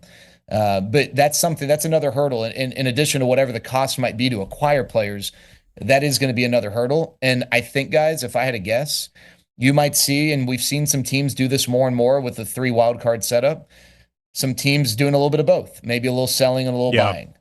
And I could see that happening with this Rangers team.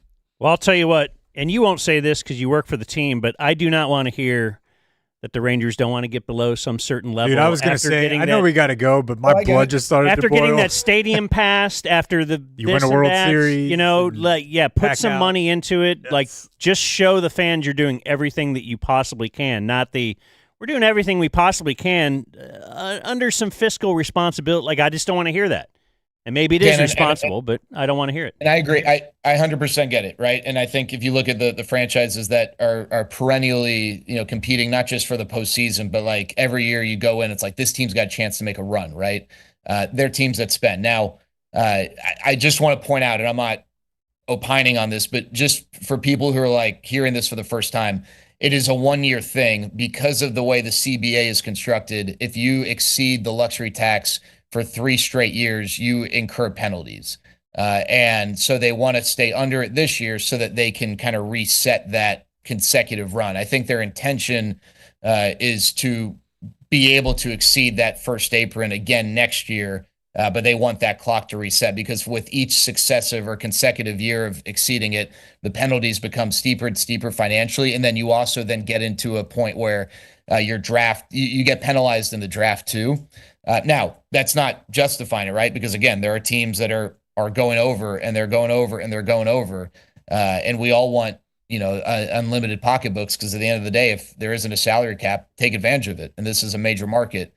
But that is the reason why, there are penalties that get steeper and steeper with each consecutive year. And the other counterpoint is that, they have spent, right? They've spent a lot of money on Seager and Simeon and DeGrom and Eovaldi. It's not like it's a different conversation than say like the Guardians, Dan, right? Because I can't imagine how frustrating it is. They're a good team every year, but then they like always have to be looking 2 years ahead to trade guys away because they don't want to pay them. That's a team that just hasn't spent for years and years. Yeah, and that's also the 28th biggest market too. Right. No, for sure. I'm just saying it's a little bit of a different conversation than teams like that. But yeah, that is fundamentally why they want to this year stay below or attempt to stay below that first apron. Did you want to slip in some audio?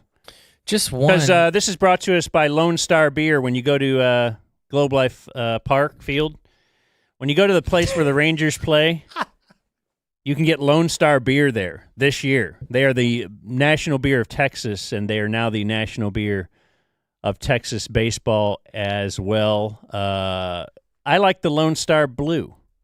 I'm into the Lone Star Light. Blake, I should say, is more into the Lone Star Red. And we're all into the merch. If you would like some of that merch, the Dumb Zone 21 is set up on LoneStarBeer.com. Use the code DUMBZONE21, get 21% off your merchandise. Must be 21 or over to purchase. Blake, you have audio. Jared, it looked like you needed a Lone Star in Baltimore. Was it hot or something there? Because you looked miserable on the field. I can't tell you how many people texted me like a screenshot of the post game. They're like, "Are you okay? Like, is everything all right?" I had Marcus Simeon told me that his wife reached out to him, was like, "You need to check on Jared, make sure he's okay," because she was watching from home. It was incredibly hot, but it was like super muggy. And I mean, I'm not like TV guy who like just puts on powder or whatever. We have a woman, Renee. She's the best. She puts on makeup at home. She loves doing it. I just let her do her thing. But on the road, I don't put on makeup, and I don't know if it would have made a difference or not. But yeah, it looked like I don't know if you remember the movie Bedazzled with Brendan Fraser, but it was like the scene out of Bedazzled where he's the basketball player and just perpetually sweating. It was it was steamy. Yeah, my only reports were from when you were in San Diego. Is my group chat here says, "Dude, Jared Sandler is so ripped," and there is a reply that says he is a brick shithouse.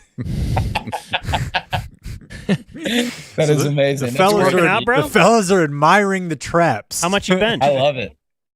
What's that? How much you bench, bro? You heard him. Shut up. No, I don't. I mean, I don't know.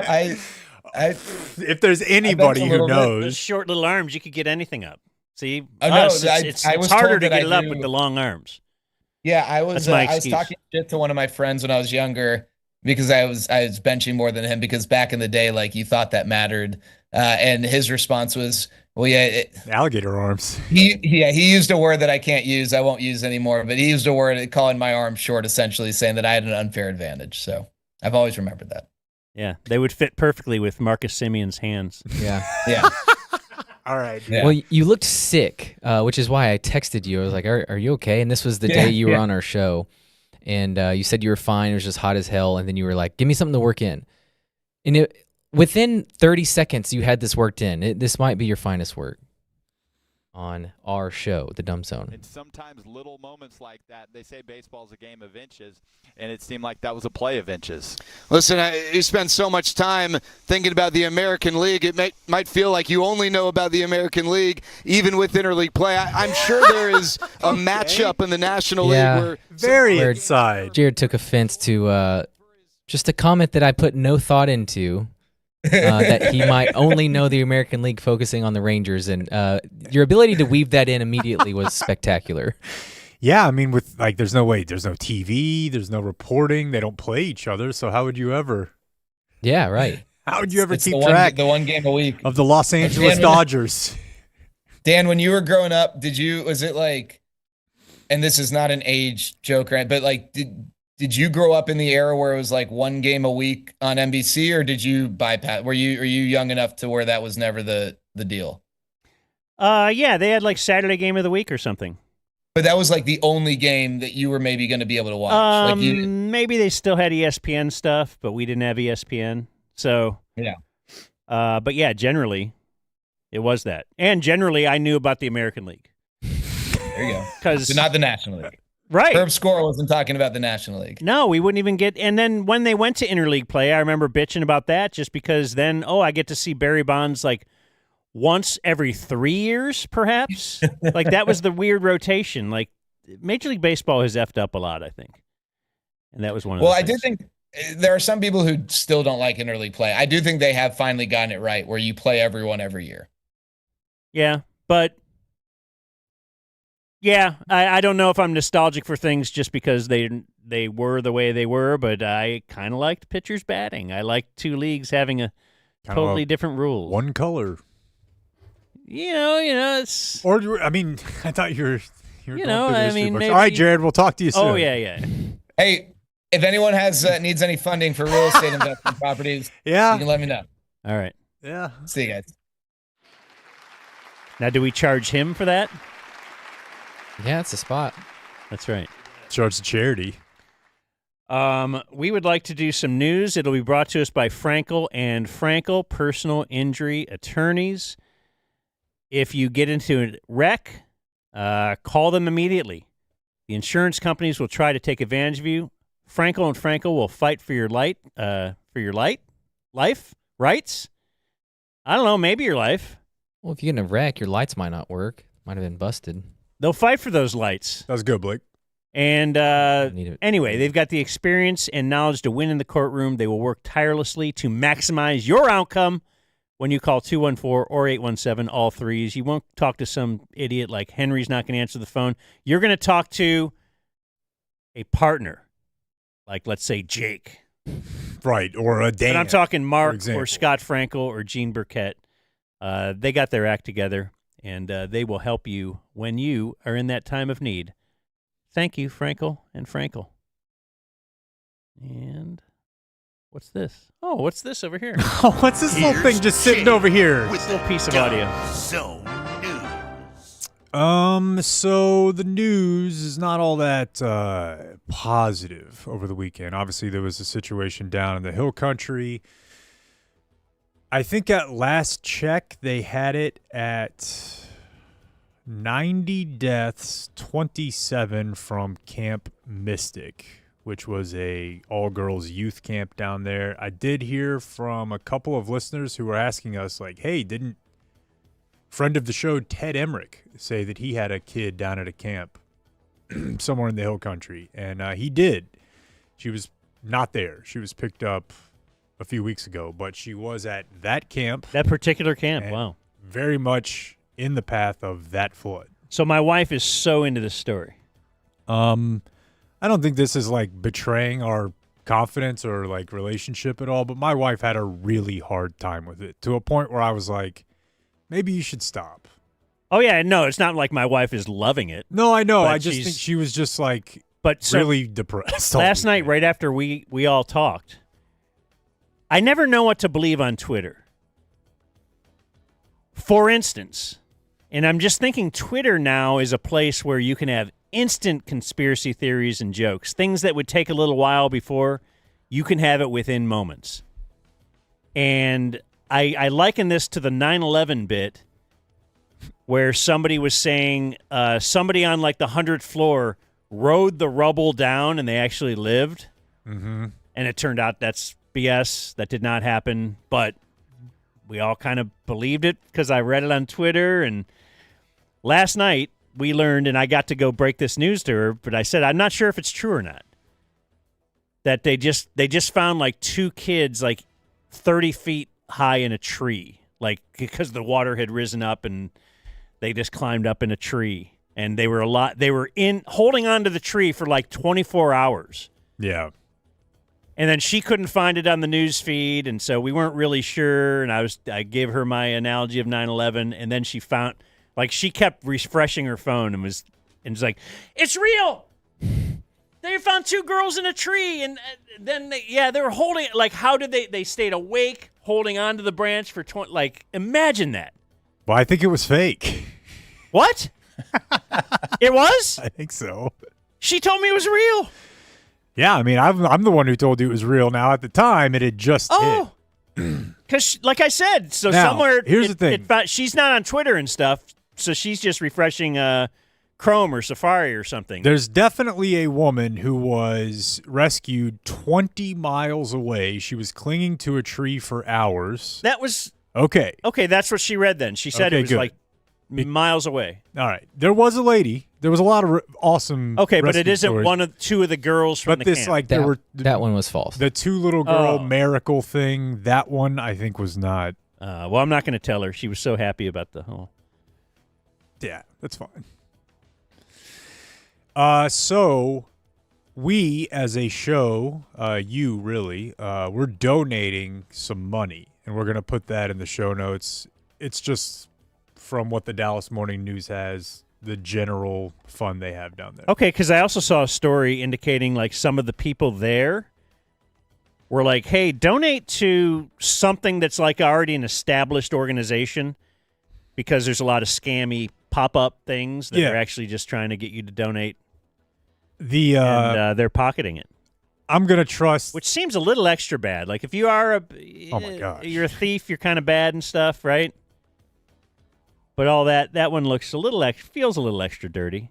Yeah, I don't know if this one counts But, as already established. I mean, it was just set up, but it's just the Kerr County Flood Relief Fund, and I'm going to trust the Morning News on that one.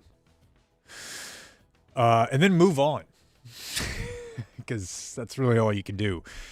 Quick hit here. You know, we're obsessed with the operations that the law enforcement agencies carry out. Got a banger. This one went down back in March. Like the name of it? Yeah, the name of it. Like Okay, yeah. I was disappointed the Bin Laden one didn't have a really good name. You're right. What was it? I can't remember. It was like Eagle something. I don't know. It didn't seem cool and kick-ass. So this one was an FBI operation targeting biker gangs in Florida. This is out of the Jacksonville division. Have you ever heard of the biker gang, the Mongols? I don't think so. No, I feel like I'd heard it before from Sons or something, but okay. The Mongols is the name of a very prominent biker gang. And this was an operation to bust up the Mongols and some of their rivals, and the operation was Operation Mongolian Beef. Okay. It's just, you just stand in awe. You're not going to forget what the whole bit is? No, you are not. Let's see here. So I saw this story over the weekend. The city of Dallas passed a resolution to no longer enforce marijuana possession under 2 ounces, which means you were not going to be arrested for it. So you can just have a resolution which says we're not going to do this law. Like, there's a law, but they can just say we're not going to do. We don't care about that law. Well, I mean, in a sense, that's kind of what's happening at all these state levels, isn't it? I mean, there's Like it's a state federal law law. is making it legal, but marijuana is still a federally illegal drug. So, I don't know how this is really all that different than a state and its relationship to the federal government being it a municipality and their relationship to the state. You've always been very pro states' rights. It's a laboratory. Oh, no, that's a different deal. Yeah, pro state. Yeah, sorry. You I'm said you mixing go up to my war for platitudes. states' rights. Yeah. So, but it's the same deal where the city of Dallas passes this vote, 67% of people, to decriminalize less than, it's actually 4 ounces. And that also means that you can't use. Dude, that's a lot. It's so much more than the average person thinks. People that vote on this stuff don't realize how much, like, as a former heavy pothead type of guy, like 4 ounces, would that be a year of smoke? I don't know. It's just. It's a lot. It's a ton. I mean, you're talking about like over $1,000, right? I mean, even in buying a bulk, $250 a zip, like. Oh, I was going to say a couple thousand. I don't know. I've been out of the game, but yeah. Anyway, it's a lot, and it's enough to definitely emit odor. And they're saying also as part of this resolution, you can't use odor as probable cause because that's how these things end up. Oh, I smelt it, and they could say that after the fact. It disproportionately affects. That means you dealt minorities. Blah blah blah. Exactly. Well, Ken Paxton immediately sued the city. Ken Paxton, the cool. Wouldn't it be cool if he had to use his AG. own money to sue the city? You think he'd be a little more judicious on when to sue everybody? I don't know. I don't think he's great with his money either. Oh. So who does he sue? Like Eric Johnson? Yeah, I mean, I don't know. Put them in a tiff. They're lovers. Eric Johnson probably not real thrilled with the city of Dallas on this one. He's a Republican. He is now. So yeah, we're kind of at a standstill here. And the last I saw, the city of Dallas was like, okay, well then we. I think the way that it's written, basically they can't stop police officers from enforcing it. So if a police officer says, hey, it's the law, Ken Paxton says it's the law, and I'm going to enforce it, the city of Dallas can't stop a city employee from listening to the state law, which seems like a really cohesive way to govern. Yeah, so even if he didn't sue, whatever mom said last. even if he didn't sue the same bit, like if you're a cop that's just really anti-pot, I believe actually the suit and the stay of that suit, this is part of it. Oh. So, man, I don't know. It's tricky. How much did Cavante Turpin have? They said that was less than 2, but that's also Frisco, where so less than 2 where could mean a Cowboy joint. borderline roster cuts go to die for the Frisco jail. Yeah, or Hots go to fight. Very true. Man, it's a good fight. We can watch it again anytime you want. If there's a lull, just play it. You can play it right now. In fact, you know what? This isn't a lull. Speaking of, no. Damn, that's great.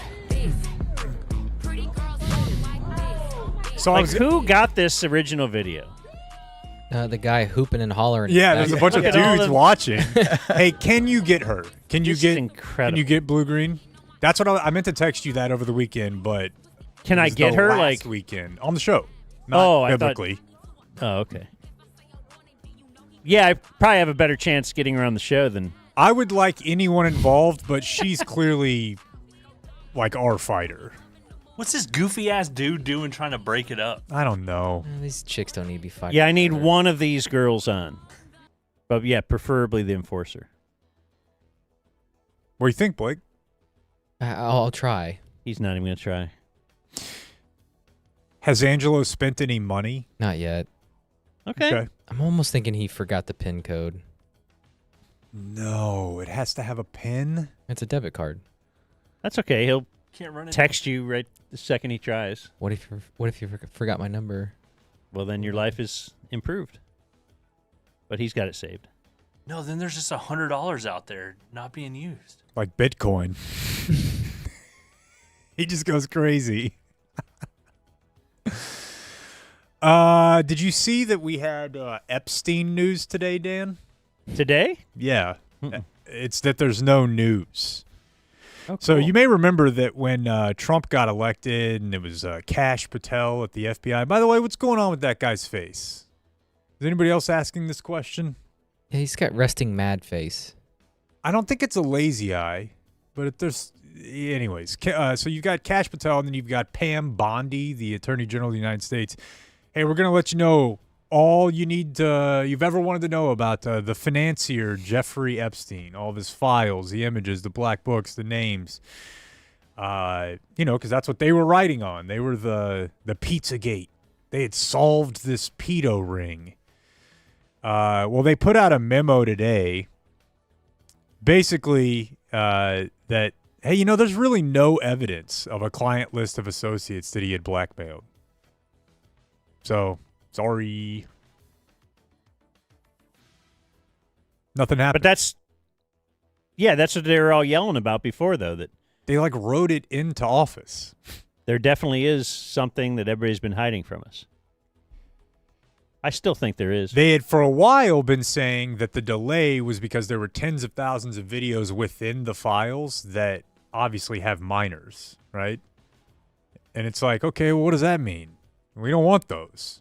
That shouldn't take any time. Just move those over there. Yeah. What we want to know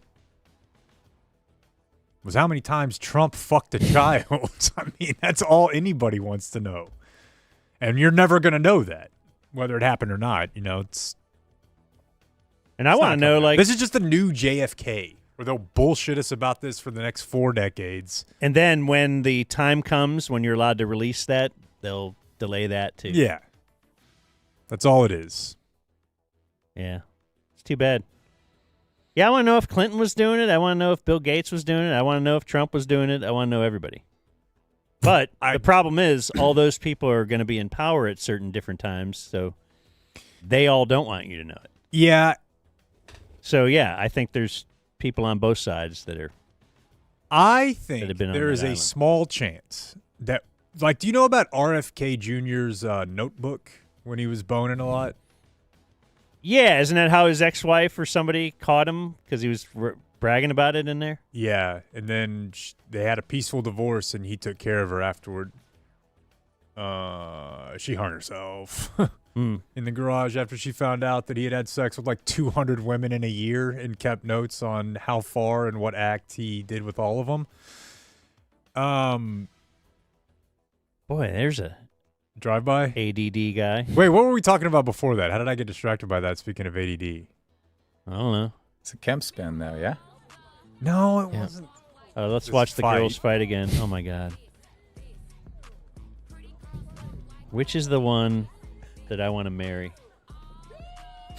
None of you recall how we got to that point?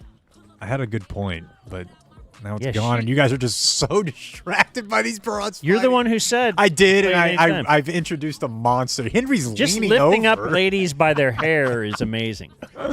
This is absolutely fascinating. I love a boob popping out and not even really caring. She doesn't address it, yeah. No.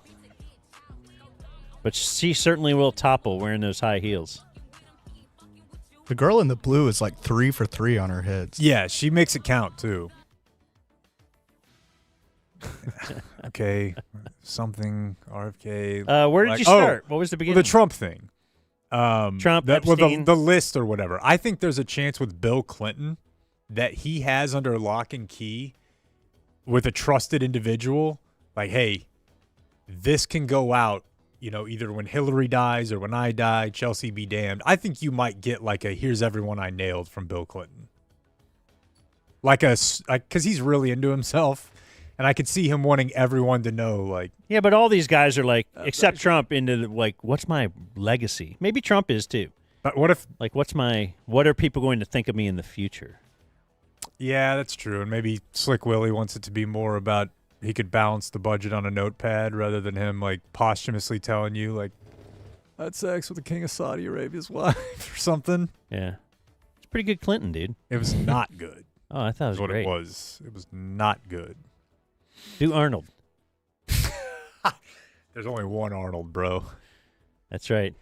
He's a Texas Rangers pitcher. That's right. Hall of Fame?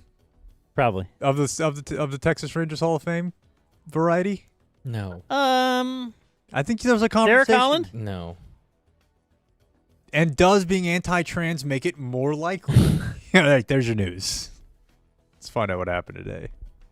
The Dumb Zone News. Like And then don't and watch the news. subscribe. Hey, let's do Today in History brought to us by fairlease.org, where you could lease a vehicle, like do your car shopping wherever you are right now. Yeah. Where are you right now? On the toilet. Well, you're hypothetically saying that. You're not, actually. But, yeah, you could do it if you're sitting on the toilet. Mm-hmm. You don't have to spend all weekend at a dealership. You don't have to be all hot and sweaty like Jared Sandler. That's right. So go to fairlease.org. Learn more. Say more about it while I look at this. Well, you Okay, know, there they're we go. bad credit union to Texas. I think I'm good. And if you have a business and you need commercial vehicles. That's right. Great point. Dumb Zone presents Today in History. I wanted to start with some viewer mail birthdays. Why don't we have him hop in here? Who? Andy? Andy. Well, he's got his mic on. He's Okay. Just want to make sure. He's been judicious with his jumping in, right? Yeah. I feel like you're playing the game. Yeah, second time, don't need as much airtime, right? The game's rolling to you. You're.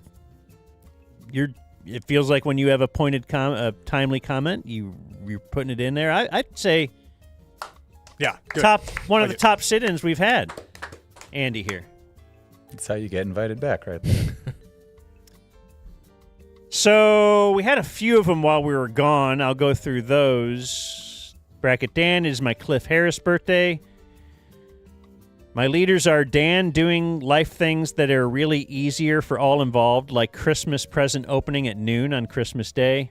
The Hammer's advice to young Jake on how to never lose a woman. I saw you got into it with him a little bit on Twitter. That was fun. Yeah, I don't know. Gregos. I don't know if it's getting into or not. I think it's, I'm a fan of Grego. Maybe more just his general disposition. I will tell you that when he replies to one of your tweets, and he will often quote tweet one of those tweets because he is of the egomaniacal variety that will do that. I can't hear anything. Damn it. He's subtweeting me there. I can't hear anything other than Gordon doing 30 years old fake Grego of just fuck you, because his whole tweet is just reading like, you're an idiot if it takes science to, I'm like, all right, man, I don't know. Whatever. The Great Lone Star Revival, Dan walking around Lowe's, free hotel breakfast from Dustin Rowland, or Rowland. Dear Manhandler of the Meat Curtain, July 2nd, my Neftali Feliz birthday. I was at the DZGSE. He's upset, I think, that we never read this email. His gummy thoughts. One was, just imagine if women truly understood the power they have with the beach. I remember that one. You want to drag down the family down to the botanical gardens for the whole day? Just give me a 2-minute thing, and I won't be complaining. We read that. Oh, we did? Yeah. Oh, well, then why is this guy yelling at me? I think we read it with a female present. DF Cleburne. It might have been Sarah. Cleburne Ethan. My fiance's birthday, he is Colton. He is an avid listener. He has asked me if we can invite y'all to our wedding next year. He emails in under the alias of Poonslayer69. Then the answer is closer to yes than no. Where is it? He was woken up in that special way from Savannah. Oh, and your wife's probably hot. Really hot name, bro. Doesn't hurt. Yeah. A few more. Now, these are from today. What's up, my naysayers? Birthday of certified good dude Austin Newbury. Heck yeah. Longtime IJB and a day one scriber. Not bought in like those other homos. Hopefully he was woken up in that special way with a trip to Pleasuretown via the bush to the Chisholm Trail. His leaders are Greg Ostertag's tiny baseball pants. Linda Gecko and everyone over at Let's Fish TV. Thanks, legalize it, never punt from Kevin Kelly. Linda Gecko is one of the people I met at Repticon.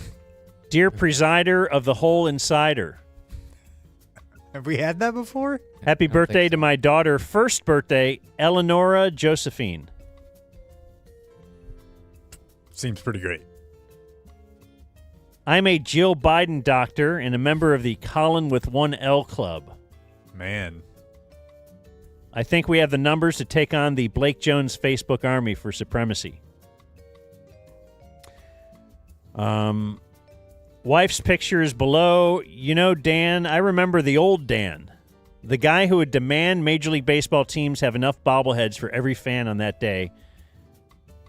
But I found myself patron number 76 at that Whataburger, and I was denied my Dumb Zone tray, and now I'm sad. From Colin Pennington. That's right. Yeah, and now Chuck Morgan is calling Dan out for all the years of attacks you've levied at Chuck. That's right. I agree. We should have a Dumb Zone tray for everybody there, but then they wouldn't be collectible in limited edition. And that was part of the deal. Yeah, I want the thing you get to be so rare that you could sell it on eBay. I remember hearing, and Chuck Morgan is super, super sweet, but obviously he's proud of his job. I remember hearing that he was, pretty bothered by the Dan. Which thing? Oh, that? Yeah, and I just love that. I don't know why. Just kind of offhand comment. Guys all upset. Yeah, he's got to defend the honor of the Rangers. I get it. And now that I'm a small business owner, I do realize the cost involved in a if you're paying for them things yourself. Dear Dan, hope you had a great week off. It is my Sean Lee minus the number of times Ron Washington did Coke birthday. My leader is Chameleon Blake, but I have a question about the Beehive membership. Okay. Is it gay or not gay for an adult male to be in the Beehive? Either way, I'm in. Not gay. Not gay. I sent you the Chisholm Trail sign a while back. I love seeing it hung behind unsuspecting guests in the studio. From Scott Stedman. Steady. Love the Chisholm Trail. It's Fort Worth right there. I have Douglas, who says, Führer of the Fallopian. Today is my best friend Travis's birthday. He says he's been listening to you and Corby since the ticket, whatever that is. He says his leaders are Pressbox Hot Julie and No Fun Blake. I say more Sarah and Girl Pounding Pre-Noon Beers. Fire that top off, from Douglas. And Jeff Martin. Happy birthday to my brother-in-law and good dude, Kevin Lukenhoff. Lukenhoff there. I don't know if he was woken up in that special way because that's my sister. His leaders are Bad Radio, I think you know. Severo Barca, and Akatar Hose. More Julie, Soroy, Danny, less of the robot Santa girl on Cirque, and way less TC. Sorry, TC. I'm personally a big fan. That is subscriber number 147, Jeff Martin. Or Martin. Okay, so today in history. Little on this day. Monday, July 7th. In 1976, the U.S. Military Academy at West Point included female cadets for the first time. What year was that? Sure that went well. What would you guess? Give me slightly before Condoleezza Rice joins the Masters at Augusta, or the Augusta Country Club. I'll go 1993. Okay. It's well before, actually. Ladies were burning their bras. Okay. In 1976. That wasn't a good era to be burning your bra. Like now, if they were doing it. Why, you just mean because of the committees back then? The committees were small, and yeah, just the kempness of everything. I think What does that have to do with titties? You just kind of let them go. Like, you won't get them enhanced a little bit. That's true, but you know what? Sometimes when I see like old 70s titties, like it feels awesome. You know what I mean? I mean, I was just a little feels kid. like I know, but it feels like listening to Foghat or something and being like, my dad loved this, and I know. Or it. watching a sacrifice bunt, moving the runner over. Yeah, exactly. We have a real yay boo situation on this day in 2011. Mm-hmm. The yay is that Josh Hamilton said, I'm going to throw this ball into the stands for the fan that wants the ball. Generous.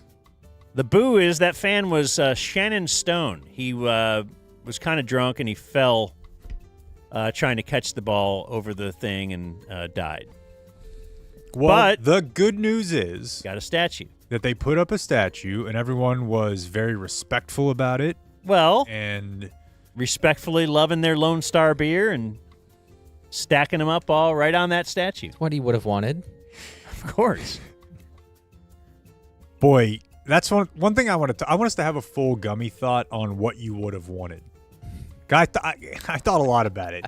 I learned about a guy who got killed by a drone while we were watching fireworks because the drone company that's real big is from North Richland Hills. They were on like America's Got Talent. One of their drones killed somebody. And I started laughing super hard. My wife was like, that's fucked up. And I'm like, listen, if I die, and I'm sure you guys feel this way, like if it's a funny way, like talk about it like it's funny. And I guess you have to actually write that down. A drone fell on me. You guys aren't going to laugh at that? Of course you are. R.I.P. Shannon Stone. On this day in 2015, there's a mutual agreement. Subway says we've mutually agreed with Jared Fogle to suspend our relationship. Mutually. They both appear at the press conference. After his Jared's home was raided by federal and state investigators, he was found guilty eventually of 1 count each of distributing and receiving child porn and traveling to engage in illicit sexual contact with a child. I skipped that doc.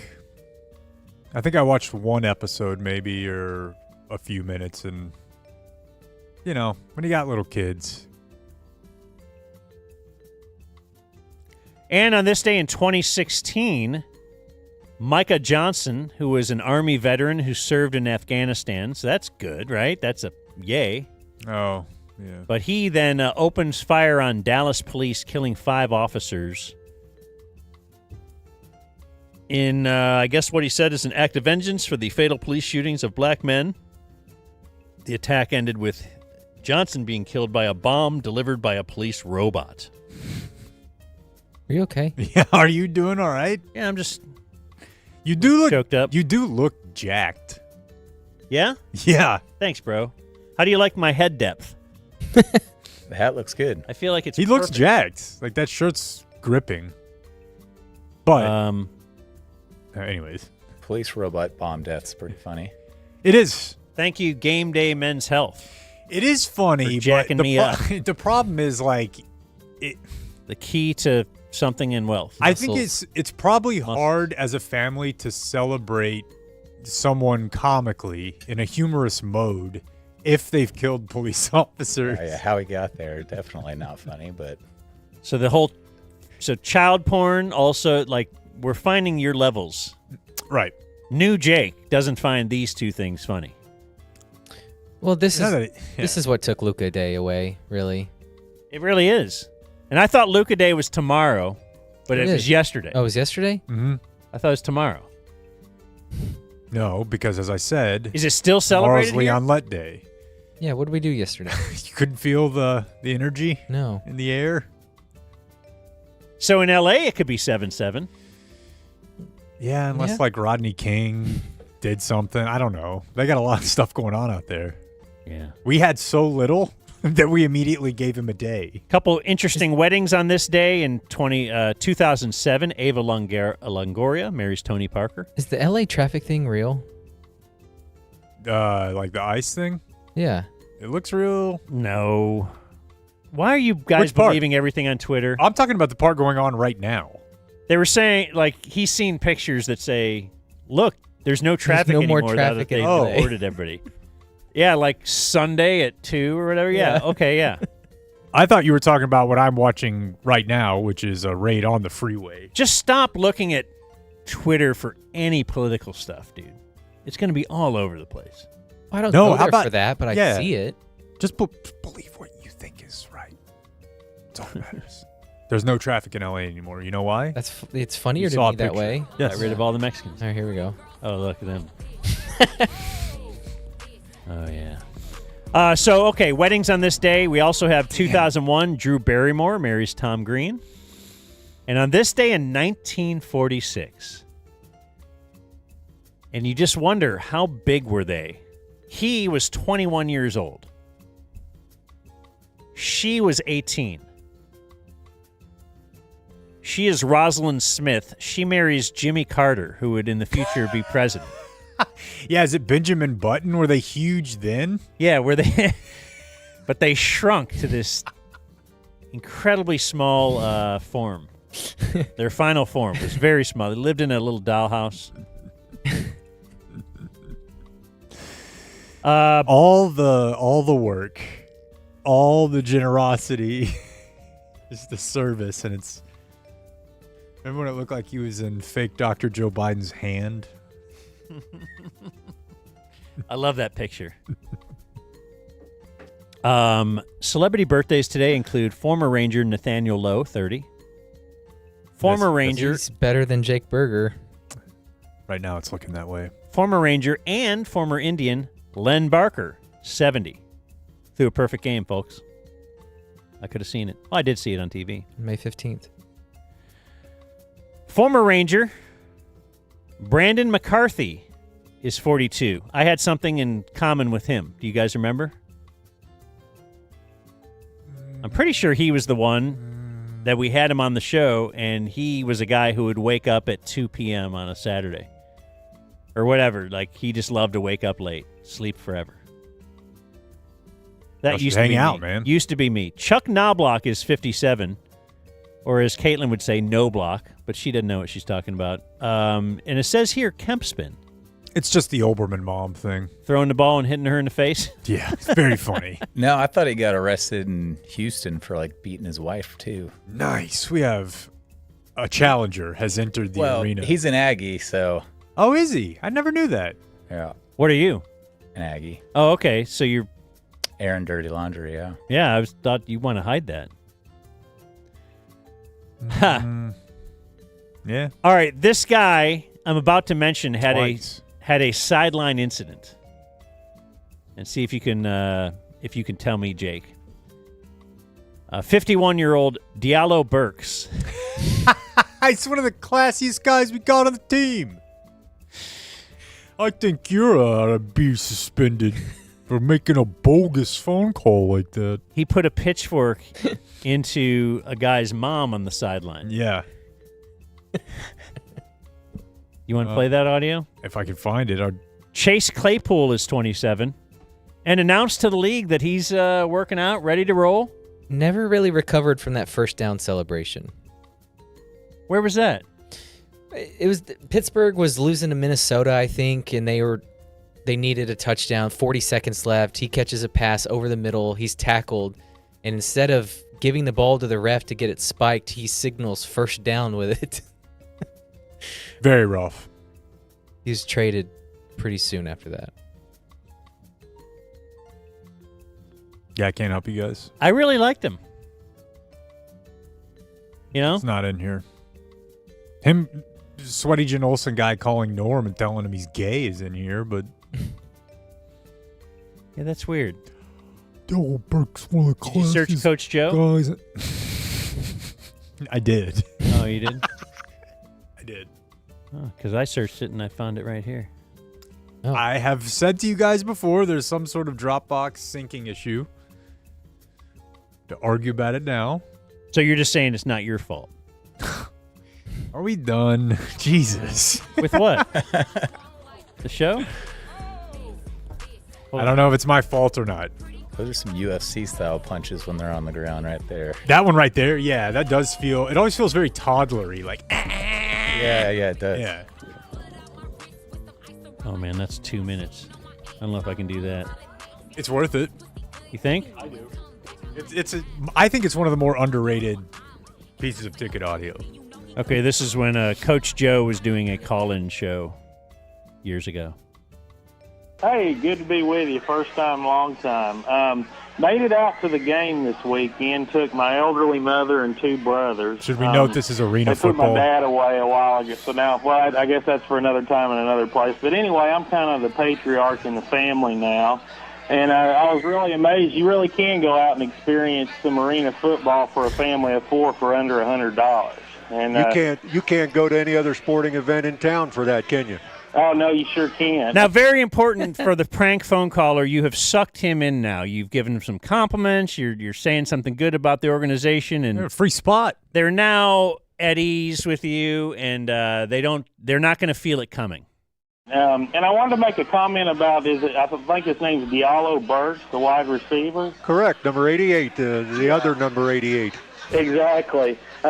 We made it down close to the field before the game started, and about that time I spotted a vendor, so I went over to get a Coke, but my elderly mother went down, I guess, to get his autograph. She's real intrigued by, all the football players and whatnot. So I'm turning around getting a Coke, and I had a little problem with Diallo Burks. I don't know if you've had any problem with him on the team, but I turned around and damned if he hasn't shoved a pitchfork right in her side. And, I had no idea what was going on. Of course, I rescued her. We had to take her to the hospital after that, but I was just shocked by his play, and I was wondering if he had possibly been suspended or anything for that type of action.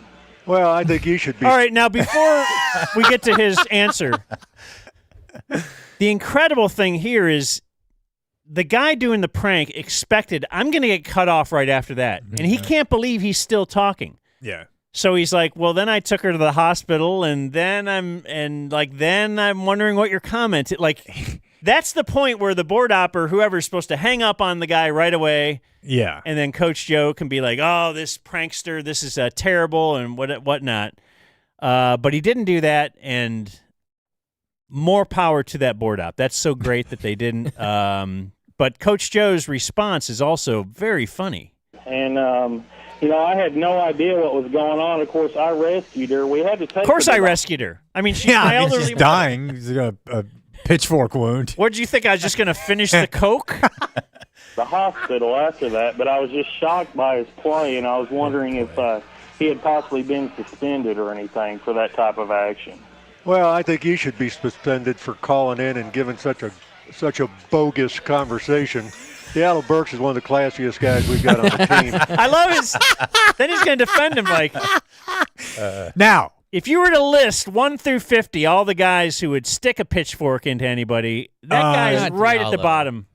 Josh White, Will Pettis, not these positive. Guys lacking in moral fiber and constantly carrying pitchforks. But Diallo Burks, I say that to myself all the time. I think you should be suspended. It's a bogus conversation. Has anyone got suspended for calling into a radio show ever? I tried to get Mike in Duncanville banned. Other birthdays today, Ralph Sampson is 65. Joe Sakic, 56. Jackie Christie is 56. Doug Christie's wife.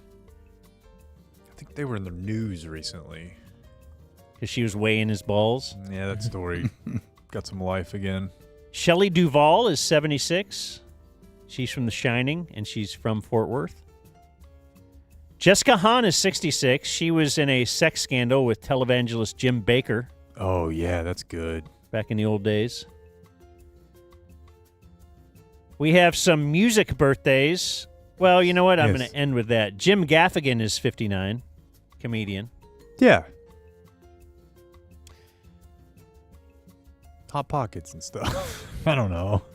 It's fine. Music birthdays, we have David Hodo, the construction worker from The Village People, is 78. Vonda Shepard wrote the Ally McBeal theme song. She's 62. Dave Navarro is 58. Man, I thought he was dead from the horror. A happy And our birthday of the day, now the Dumb Zone birthday of the day is different than Henry's birthday of the day. Henry is our intern, and he's here to bring a little youth and excitement to the birthday segment. You don't want to hear about 58-year-old Dave Navarro. No, I mean, He's I thought like, the guy who the hell's had that? been dead for a decade. Henry's like, who's that? I'm a jelly roll guy. Well, he was married to Carmen Electra. That was interesting, right? Ah, that's true. Okay. I forgot about that. Not a bad beat. No, but in its day, the best beat on the market, my man. Okay, intern Henry. All right, I got 2 good ones for you today. We'll be the judge of that. Yeah. Okay, I think you'll like them. The first is Hezbollah. That's good. That's good. I like that. How did I miss that one? I don't even know. And trust me, whatever birthday they have written down isn't right. Oh yeah, Out there in the hinterlands of the mountains. Yeah, that guy's great. There's nothing funnier than the Mike Tyson video. You ever seen that, Dan? I don't know. Well, like they introduce him to Mike, and Mike doesn't know he's not a kid.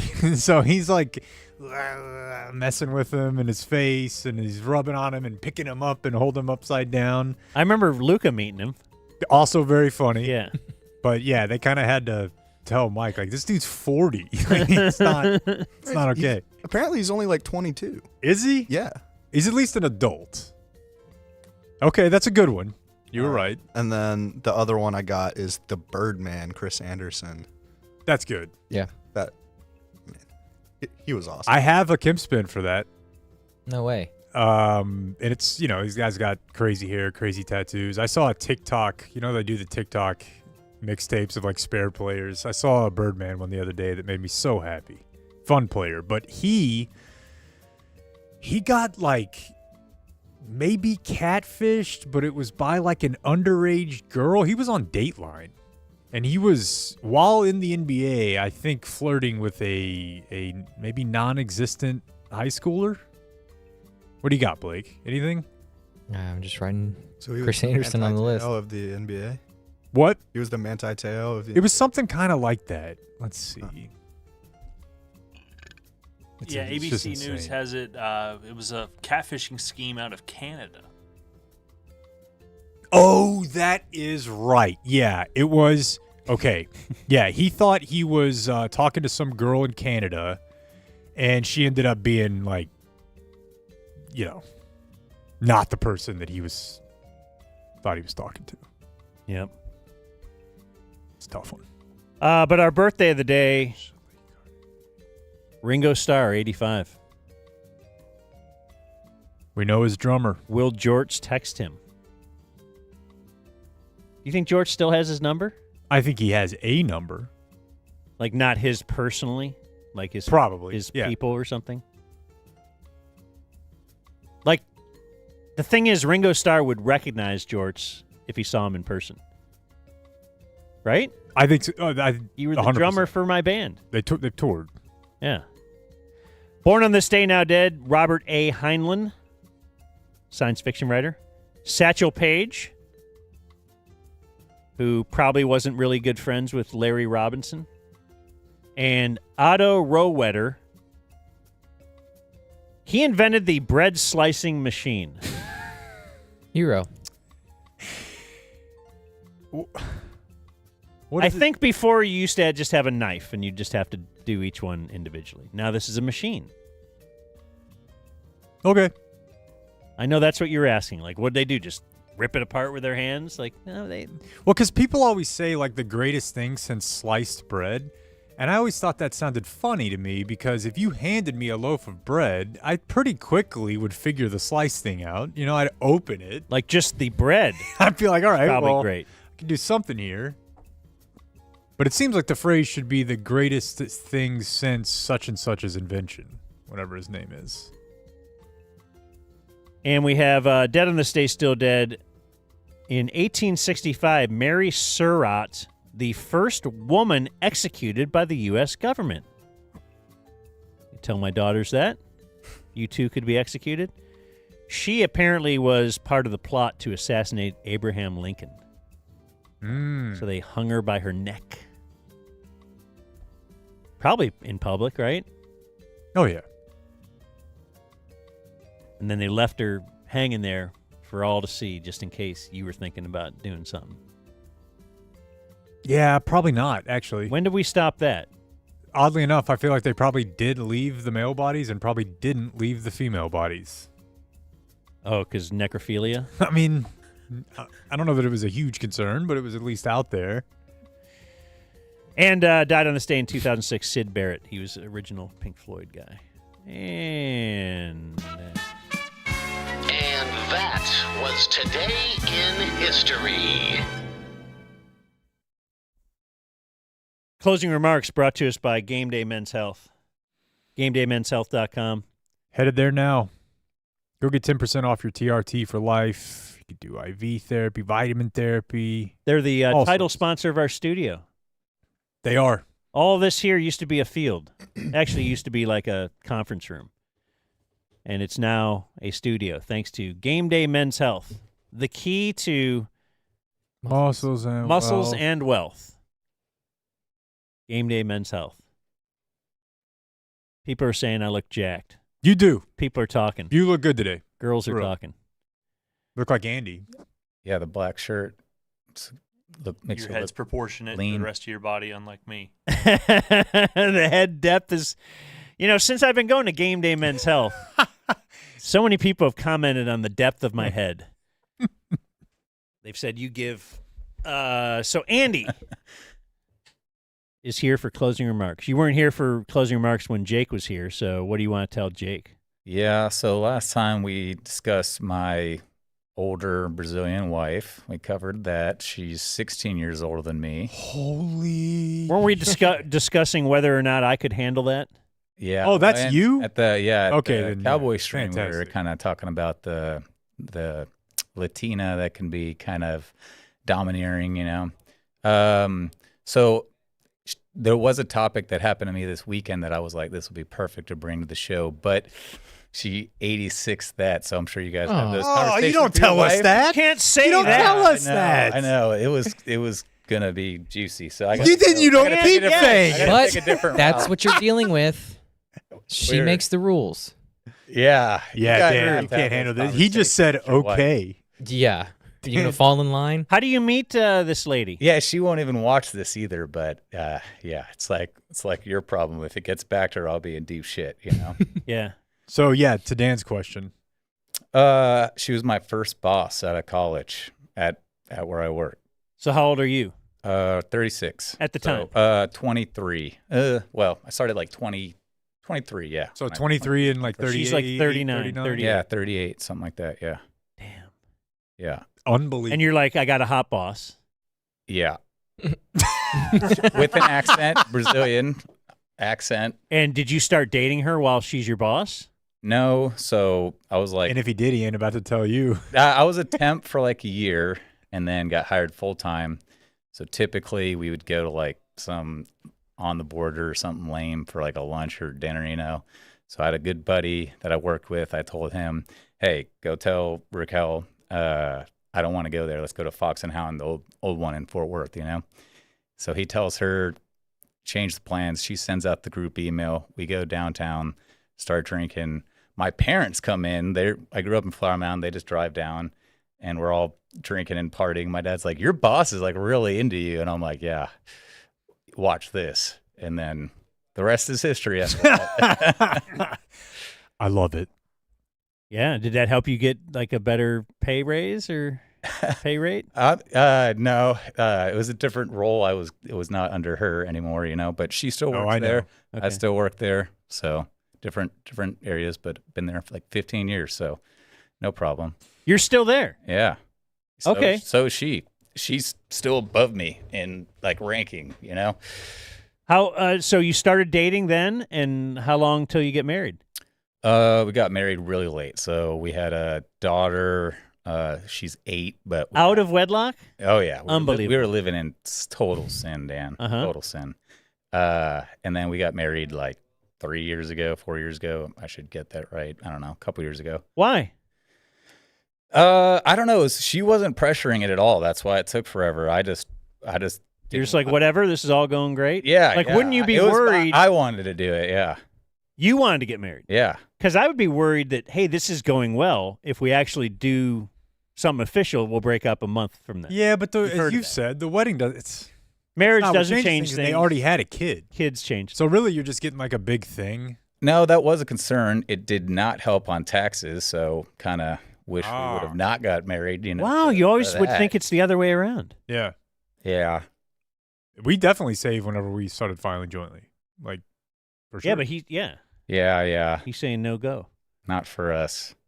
But no, it's been great. But that was a concern. My brother was advising me against it. Like, yeah, don't ruin a good thing, right? But Yeah. But now we've been together We don't forever. need a piece of paper to say our love is real. transcends, Yeah. man. Yeah. So Do you wear a ring now because she makes you? I do wear a ring, or not that abnormal. Just went out it like in a backwards way. So yeah, that's that topic. I was just gonna say that love your shows. Love to see the growth over the last couple years. You guys are doing fantastic. And then Brendan Aubrey, man, met him at your DZGSC and an authentically good dude. Was talking to my wife. He had done like 2 weeks when he was doing soccer down in Sao Paulo. That's where my wife's from. So she got to chatting with him about that, and just an amazing guy. And that's awesome. And really relatable and like genuinely great. So not a Cowboys fan, but maybe because of him, I'll become one. Who's your squad? Packers. Yeah, I don't know. It's tough to get mad at. But I want to go back to something on your family dynamic. Sure. You mentioned to me, so you guys have a child that's now 8, mm-hmm. but you also have 2 stepsons that are college age. Yep. And I imagine, these are Brazilian stepsons. Yep. So if you try to play out like the most embarrassing situations you could find yourself in life, like you've gotten huge big up, right? Like credit. You're dating a Brazilian lady who's 16 years older than you, who's a boss. But there's no way that your stepsons are not so much cooler than you that it's like embarrassing. They're 20-year-old Brazilians. Yeah. Like there's no way they listen to you, do they? You're not like a father figure. So or are you? I helped raise them. Their dad he moved back to Brazil. So it was like pretty distant for them. So they mostly grew up in our house, but they went back and forth for a little while. Does he hate you? No, he's up here right now. We had dinner together last night. No. Everything's good there. And so the boys, they're good. They're good kids. So it's hard to, they're not trying to one up me. That's hard to one up, I think, But yeah, you wouldn't know they're Brazilian. They're, native speakers in both languages and dual citizens now. But that's cool, is what that is. Yeah, it's very cool. Yeah. I just don't. I think he's. Imagine right now, Dan. He's 3 years younger than I am. Imagine right now, all of a sudden, I have 2 18 and 20-year-old Brazilian stepsons. Yeah, I met them when they were like 6 and 8. Awesome. That's true. I forgot you guys have been together. So I'd say I'm more like an uncle figure to them. Like when mom or dad are like on their ass, I'd be like, it's not that big of a deal, or I can kind of relate more with them, keep up with what's going on with them. But Portuguese? I know a little bit. I can understand a good amount, but it's definitely harder to speak it. But yeah, I can follow a conversation for sure. You never been to Brazil, Jake? I've not. Would like to go. So I imagine you've been a lot. I now have somebody I can consult with. Yeah, it's fantastic. There's a couple amazing places there. Well, this has been a lot of fun. Damn it. Adios, mofo. We gotta go before this becomes a zoo. Thank you for watching my video. Subscribe and type for my name if you want to watch more of my videos. He talks like he plays. Yeah. I just say everybody buying in. Everybody buying in. Everybody loving what Shahama doing. You're right. And I just feel like, man, we're gonna roll with it. Everybody gonna take the punches and deal with it. And I feel like, we doing good. What Shada doing. It's great. Everybody excited. Everybody want to be here. He did say Shotty the second time, a little but I haven't heard anyone say Schottenheimer, and he did. Dude, Jameson's got to get a song. Everybody buying in. Everybody buying in. Everybody buying in. I just think everybody buying in. Everybody buying in. Everybody loving what Shahama doing. Everybody buying in. Everybody buying in. Everybody loving what Shah. I just think everybody buying in. Everybody buying in. Everybody loving what Shah. I just think everybody buying in. Everybody buying in. Everybody loving what Shah. I just think everybody buying in. Everybody buying in. Everybody loving what